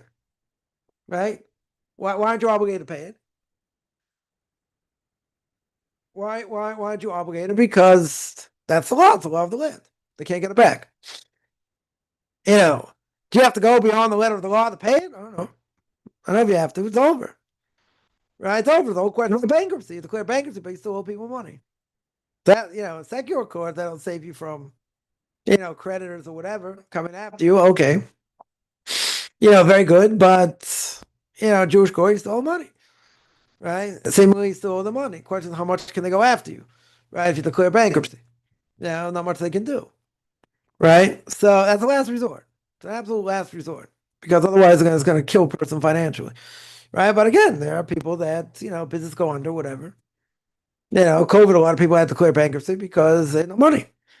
They had any reserves, there were not enough reserves, and COVID went on for a long time. So, a lot of people just folded. They couldn't survive. So they had to shut their business and declare bankruptcy, kill people, literally. Some people just, committed suicide because of it, because they had no way to pay their bills. They had astronomical bills. They had no money coming in. Right? That can happen. Yeah. So, again, if you can work out a deal, try and pay it in, installments. That's realistic that you can do, right? But it should be realistic, because then if you can't uphold that, people get more angry. You do what you can do.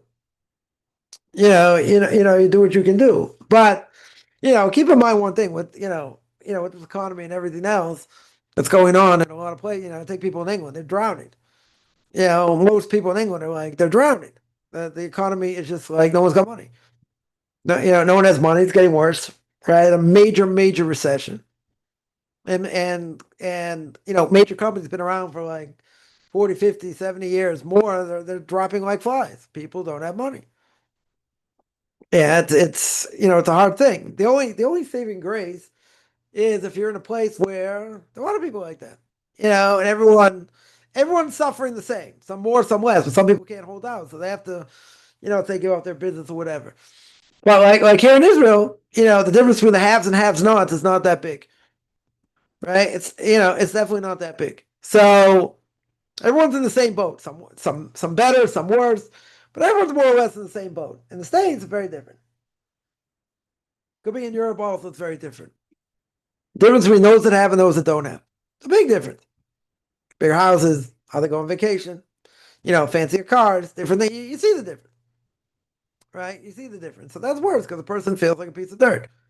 Right? They feel like a piece of dirt because, they can't, they're having difficulty. Right? But I would say if everyone's having difficulty, again, there are people that should try and hold out, because otherwise, otherwise they don't. It's okay, let them fold and declare bankruptcy, because look at England. England's a good example. The major, major recession. Yeah? But everyone's suffering. And nobody's not suffering from this. Okay. So a person has to try and ride it out. Because at the end of the day, the economy's going to come back at some point. Right? I don't know how exactly there, but whatever. It's going to come back. Right? It should come back at some point. When that's going to be, don't know. But, at the end of the day, but what's the problem here? Right? It's a good question, though. Well, what's the problem? The problem is, the person wants to be self-sufficient. You don't have to rely on others, right? Let's say. And a person feels like an absolute schlep in my language. You feel like a piece of dirt because you can't make ends meet. So why can't I make ends meet? If you're living in an economy where there's a recession, there's a reason. People don't have money, right? So you get, you're not a failure, even though, let's say, everything's turning up. Everything's turning up, in a bad way, and nothing's coming in. It's going on for a while. But isn't everyone in the same boat? Right? See, this is the problem. We think, when a person meets someone for the first time, there are two things they're going to ask them. One is, where are you from? The second question is, what do you do? Because you're going to size up the person for better or for worse how much money they make. Right? I'm not saying it's right. That's what people do. That's what a lot of people do. I'm not saying everybody. I think it's what a lot of people do. Now, a person can be struggling for a while, let's say. I'm not saying they take on more debt or whatever. They're struggling. Right? Sometimes better, sometimes it's worse, right? Sometimes they hit a bumper month where it's going to pay back, I know a number of people like this, right? And what ends up happening, make enough money one month, it pays back half the things. It's like the same vicious circle, right? So to speak. But what does that do to a person? See, the problem is it makes the person feel like they're worthless. Yeah? They're worthless because they have no money in the bank. They have no money to pay anything. They have to push people off. Right? It's not, anyone who's been in that situation, nobody likes it. Nobody likes it. Yeah? They're items pay their bills on time. No one's going to bother them. Everything's good. And, play the guitar, sing Kumbaya. Everything's beautiful. Doesn't always work out that way.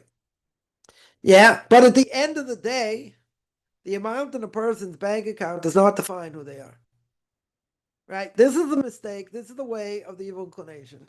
The evil inclination wants to break you down and say, see, look, you're working like a dog. You're not making any money. You're advertising, you're not making any money.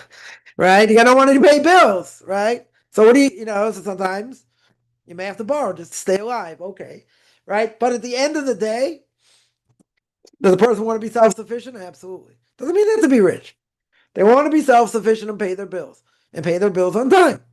Putting money away? How a person can do that as well, right? Put money away. Not everyone in that position, but again, it depends where you are. It depends what the situation is. But in general, I would say people are going to have even lower self-esteem than they have today because they're an absolute failure.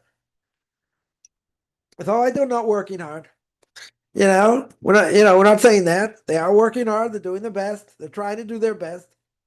You're living in an economy that is in recession, right? If you're living in an economy that's a recession, you cannot expect, you can't knock yourself down that much and say, oh, I'm the biggest loser in the world. I can't pay my bills. I can't do this. I can't do that. Okay, some people are doing better. Very good.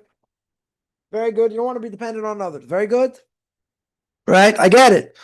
Right? Makes perfect sense. But at the end of the day, you're in a crummy economy right now. Yeah. Anyone in England knows the economy, people are dropping like flies. It's a very hard economy right now. How it's going to change, I have no idea. Right? But at the end of the day, it's not the question of the person not doing what they're supposed to do. Right? God's making it very difficult. Very good. Right? He's making it very difficult. Yeah. That's understood. That's understandable. Right? And so what do you do in such a situation? You pray. And you pray more. And you take on things. And you try and invoke divine mercy, but it's not a, what's the word? It's not a scathing attack on the person themselves. Because the person themselves, they feel bad enough. They feel bad enough they're not making ends meet. They feel bad enough they're not doing, they don't have anything in their bank account and all this and all that. Right? So the evil inclination is going to come and slam them. Say, see, you loser, you can't even make any money. Whatever, right? And the evil inclinations, we always say, very good at what it does. So it gives the person, it destroys their self-esteem. But better for worse, a person's going to feel better about themselves if their bank account is more. They'll eat better. They'll do things they would normally do. They'll feel better about themselves if they're eking out dimes, nickels and dimes, let's say. And life is hard, where any money's coming from, and how are you going to pay this, and how are you going to pay? That's hard. No one's going to say, it's not hard. But that doesn't mean, and a person shouldn't take this to heart, even though it's hard. That doesn't mean the person's a loser. It doesn't mean a person doesn't know what they're doing. They're in a hard economy. And because they're in a hard economy, that's what it is. I'll give an example. In the States, what's the biggest killer by Orthodox families is tuition. You have 5, 6 kids, let's say, in the system, right? So you're talking, let's say, I don't know, $1,000 a month per kid, $6,000 right there a month. Yeah, it's not including food, not including transportation, not including a mortgage or rent or cars or whatever. So I've heard people say if you're not making like $300,000-$400,000, like you're not paying for tuition. That's insanity. That's insane. What if you're making $100,000 a year? You're in trouble. You are in trouble. You're barely paying for anything. You're throwing up anyway. But so there are a lot of people in that, in that group. There are people in a high bracket. Let's say they're making good money. Let's say between, two spouses are making $250,000, $300,000 a year. Let's say. Yeah. Those are not putting money away. They can say it's a problem, they charge too much, this, or whatever, it doesn't matter. Doesn't matter. That so a person's gonna feel that they're getting squeezed by the system. I'm not talking about people making a lot less than that. They're in much more trouble. Yeah. But again, how do we define ourselves? See, this is the problem. Person's gonna define themselves not by what they do, right? Not how people they help and Torah mitzvahs they keep or whatever. How are they being defined? By how much money is in the bank account. Yeah, that's how they're being defined. That's wrong. Now, can a person get stuck, make a bad decision? Yes. Can they think they knew how they're going to cover it and they made a mistake? Yes. Can they pay a serious price for it? Absolutely. Absolutely. Yeah, but at the same time, a person got to try somehow to get out of it. But that, a person has to realize if they're in a bad economy, it's not their fault. It's not they're in the wrong field. It's not that they're not trying or whatever. They're doing everything, they can. What do you want to do? People don't have money. So they can't afford your services. Right? You're not going to back down your prices per se. But even lower prices people aren't going to pay. It's a vicious cycle. Now again, hopefully that economy will come back, speedily. But in the meantime, where it's not, that destroys a person's equilibrium, destroys their self-esteem. Right? But self-esteem in this case should not be based on how much money is in your bank account. I think that's a mistake people make. Right? But what does it do? It's a chain reaction. And the reaction is, I'm not worth much because I can't pay this. And I can't pay that. And I can't pay basic things. Right? Doesn't mean they're not doing anything. Doesn't mean they're not working, hard and trying to promote and, and all that. They're in a crummy economy. So what does the crummy economy do? It destroys them. Right? Destroying everyone around them. So you have to hold on for dear life if they can't hold on anymore. Okay. But even with that, why should the person even feel worse? Right?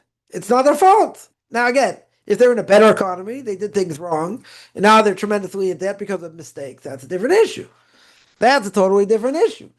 Right? So then you made a mistake. If they made a bunch of serious mistakes, okay. So now you're paying the price. But you did it to yourself. That's worse. Okay. That I hear. But if everyone else is going through the same thing, now you just got to be able to ride it out. Now it's not so easy. Right? That's certainly not so easy. You got basic bills to pay and other things. Okay. But you have to try and ride it out. But that is not a knock against the person, that they're irresponsible. If they did something irresponsible, okay. So then a person has to take responsibility. Right? They did something irresponsible and try and get themselves out of the problem. If they didn't do it to themselves, in general, if they didn't do it to themselves, then they're putting extra pressure on themselves that they don't need, and they're ruining their own self-esteem, but it's not their fault. People cannot afford anything. So if they can't afford anything, let's say, it's not the fault of your product, right? It's not the fault you're not doing what you're supposed to do. If it is, okay, that's worse, right? That's worse, right? But people feel, and I think it's wrong because I've heard it, and people feel I'm the biggest loser in the world. Why can't I do this? Why can't I? I get my basic needs taken care of. Why is Mr. S, the Sultan, the evil inclination, whatever you want to call him? Why is he making life so difficult? So what's the answer? We don't know. Squeezing you like no tomorrow. What does God want in these cases? He wants Emunah, right? He wants you to change. He wants you to be better. You do whatever you can, right? But you pray so hard and you say, you're the one in charge. You got the biggest bang in the world. You can take me out of this, Kshus Hashem clarifying, right? The salvation of God comes in the blink of an eyelash, literally, from a place where you never expected, which is most likely the case. But it should, again, we define ourselves by our bank accounts. That's wrong. That's absolutely wrong. Yeah. Heard someone choose someone out, someone like mega, mega wealthy, right? And they're telling somebody when like they're on their knees and having difficulty, you shouldn't be struggling this at this age of your life. You shouldn't be struggling. Like, they say like hitting someone with a sledgehammer when they're down. Yeah, they got, tons of money. They could help them if they wanted to. They're not interested, obviously. But they say, we made our money. I made my money. My kids made their money. Like, why can't you make money? I mean, you want to take a sledgehammer and slaughter them. Yeah. That means you're not trying, right? What do you know about trials and tribulations? How do you know what God's doing to you and all that? A lot of different things going on, right? A person has to realize, it's a big X factor. The X factor is God himself. You can be doing all the right things and everything else. If God doesn't want you to make money and he wants you to struggle, no matter what you do, you will struggle until God changes it, right? That's exactly what the Holy Bible says in the gate of Emunah B'tachon, right? In the gate of B'tachon, faith and belief in God. He's the X factor, right? Again, you could have done things wrong, so you can invoke divine mercy and say, listen, I made a mistake. Serious made a mistake. You're in charge. I need you to help me take me out of this. Now, what could God do? God could look down and say, why? You made the mistake. I didn't stop you. I didn't tell you to do it. You gave into the inclination. You saw, I don't know, whatever you saw, you made a mistake. Why should I help you? Right? You can still invoke divine mercy. Right? God can still help you. Right? But at the end of the day, we should not be defined by what our bank account is. It doesn't mean we're not trying. Right? It doesn't mean we're not looking for different ways and be innovative and whatever, right? Especially, you should not even have any of these thoughts if you're living in an economy that's got a major recession. Everybody and their mother is going through it at the same time. Yeah, if they're all going through it, why do you feel so bad? You say, I feel so bad because I can't pay for anything. I feel so bad. I understand, right? That makes sense. Everyone wants to just pay their bills. Okay. That makes a lot of sense. But everyone's in the same boat. Again, some better, some worse, but you can't expect, you can't throw yourself under the bus by saying, well, I should be making money. I can't believe this. People aren't paying. People won't pay this, that. Right? You got to ride it out, obviously. If you can, but it's not a declaration against the person, right? It's not let's say better. It's not a condemnation on the purpose, on the person. The problem is, we look at success based on what we have, based on money in the bank. That's not about success. Success is about when I'm in trouble and I struggle, right? Am I still praying every day? Am I still keeping mitzvah? Yeah, am I still doing what I need to do, regardless how hard it is? Yeah, that's the true person here. Someone asks you, we asking God to take us out of our issue. Yes. You can ask him to take you out of it, or to see way through it, or what to be focused on, not regarding trials and troubles. So the question is going to be like this. The question is, if a person is suffering so much, they can't take the trial anymore, they can ask God to take it away. Yeah. Now, is that a good thing to do? I would say probably not, because that trial, even no matter how hard it is, it's probably cleansing you of tremendous sin. right? Now, even though that be true, a person doesn't want to go through it, right? So I would say try and stick it out to the best of your ability, but you pray that, God, you're the one in charge. You take me out of this, right? Now, if God takes you out of it, that means you got less atonement. Okay, but what would you rather have? Would you have less atonement or stability? That's our question. Why? Because let's say a person suffers a lot. Let's say it's financial. Keep on this topic. And they're just going out of their mind. They just want to have like certain level of stability. Yeah. So it's so hard on them that what do? They could pray and say, just take it away. Right? Right? They could pray, take it away. Right? So some would say, I'd rather have the trial. I'd rather try and get through it, and have a lot of sin taken away. Okay. Yeah. That is to be commended. Not everyone will be able to do it because sometimes the trial is too hard. Sometimes, not a lack of amuna per se, maybe it is, but it's hard. It's a hardship. I have a friend of mine who always says, you should be thankful if you only got hit in the pocket. That's not a real trial, right? You gotta say, what do you mean? Been hit in the pocket? Seriously, yeah, but think about other things you could have been hit with, i.e., disease.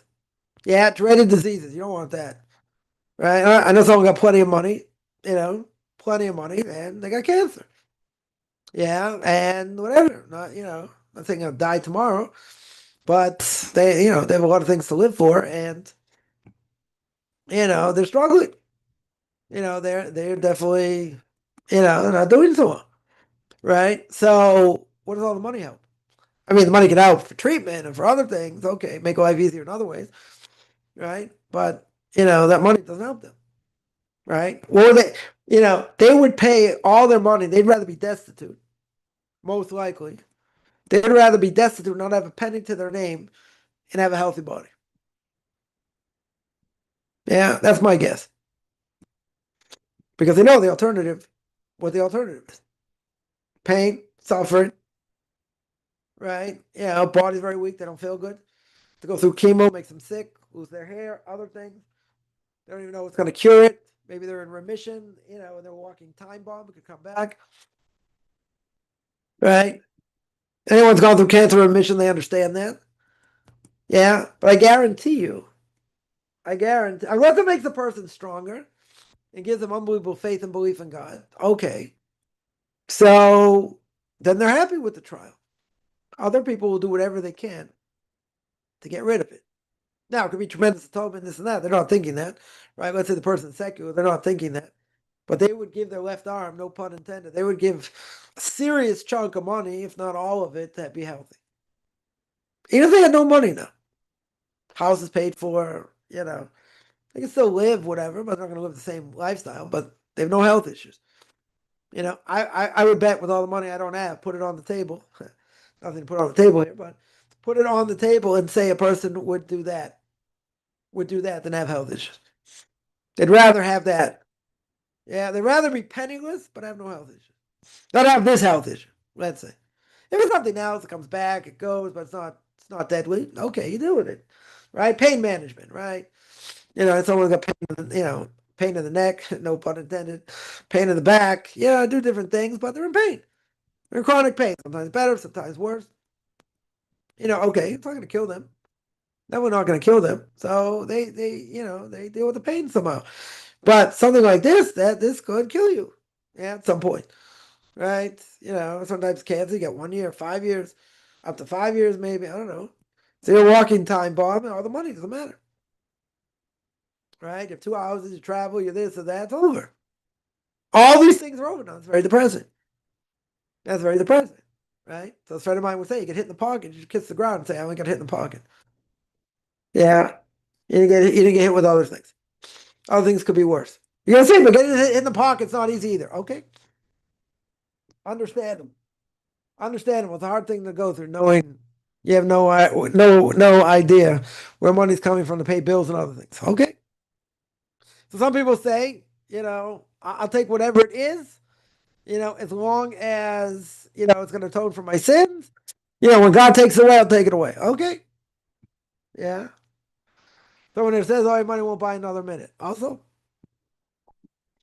100%. You can't take it with you. Right. So, I grew up among adults, most people know. So people would say, you know what? If you don't have your health, you have nothing. Now it depends. That statement is true, right? It depends how you deal with it. Depends how person could have health issues, but be very happy. Live a happy life, even with health issues. Depends how you look at it. Some people would pay top dollar to make sure they don't have these health issues. Because it's not worth living. I'm not gonna say they're gonna kill themselves, but it's not worth living if I'm in pain, I'm in constant pain, or I can't do this, I can't do that. I saw someone the end of last week, get off a bus. Saw a woman get off a bus. Wasn't so old. Definitely didn't look so old. And the woman wasn't walking so well. Shouldn't have a whatever, cane or pushy wheels or something like that. She walked very, very slow. Right? She's like screaming at the driver, leave the door open. I'm gonna get there, whatever. And people watching, and whatever. It's not so nice. People watch this woman's taking step by step, by short step, right? And people are waiting, and people are waiting, people are waiting. Probably took her 3-4 minutes to get off the bus. Yeah. And then when she got off the bus, she's walking very slowly. I don't know. Maybe she had a back problem. Maybe she's got a leg problem. I don't. Whatever the issue is. Whatever the issue is. Anytime I see anything like that, or I see someone's mentally challenged or other things, I say, thank God I have what I have. Yeah. I know someone who works with handicapped men. He told me he goes home, his kids come, go, this, that. He says, very thankful. Right? Very, very thankful. I don't have that. Right? You don't have kids that, young adults, they can't do anything for themselves. You're talking about someone, can't eat regular food, right? It's got a bag, whatever. You know, is the person thankful for that or are they only complaining what they have? We complain. Yeah. But, this friend of mine said, you get hit in the pocket, be thankful that's the only place you got hit. So some people will say, just to answer the question, some people will say, this is going to be atonement. I see it as an atonement. I'm going to stick with it. I'm not going to ask God to take it away because it's a huge atonement. Okay. Some people will say this is really too hard to test and, take it away. Right? It depends what the person can handle. They just may think, I can't handle this anymore. God can say, yeah, you can. I'm going to keep giving it to you. I'm going to keep smacking you upside the head. Yeah. So, it depends on, every test is for every person. And some people it's going to be easier. Some people it's going to be harder. And at the end of the day, guess what? Everyone's going to take their own test and be happy with it. Because they look what other people have. They are not interested in what other people have. They are very happy with what they have, but they have to get through it. And sometimes it feels unbearable to go through. Yeah, depending what it is. Right? But again, nobody should ever be defined by how much money is in the bank account. Yeah, what defines a person is what they do. Yeah, how their acts, what they do. It's not about how much money they have. You gotta keep in mind, a person has a lot of money. It could be they lost a portion of the world to come and God's slaughtering them in the next world. They won't have a portion in the next world. Right? So, we go through trials and tribulations, right? We pray every day. We shouldn't have them, but you don't grow without them. So it's catch 22, major catch 22. So therefore, you gotta deal with it. Some people will say, as we said before, they want the trial. They're never going to stop. They'll keep the trial until God takes it away. They won't pray that God should take it away. Other people will say it's too hard to take it away. It depends. It depends on the person. Yeah. In either case, what it does is makes the person work on their emunah b'tachon. That's for sure. That is for sure. All right, I'm gonna stop here. I do this every Sunday, 10 o'clock Eastern time, 5 o'clock Israel time. Anyone has any questions? Or 4 o'clock Israel time. Anyone has any questions? Find me on Facebook at Michael Kaufman, Beyond Orthodox Conversion Judaism, orthodoxconversion.com, Beyond Orthodox Conversion Judaism on YouTube. There I got videos, Q&As, Ethics for Fathers, Book of Leviticus. Want to send me an email? Rabbi Chaim Kaufman at gmail.com, RBBIChaimCoffman at gmail.com.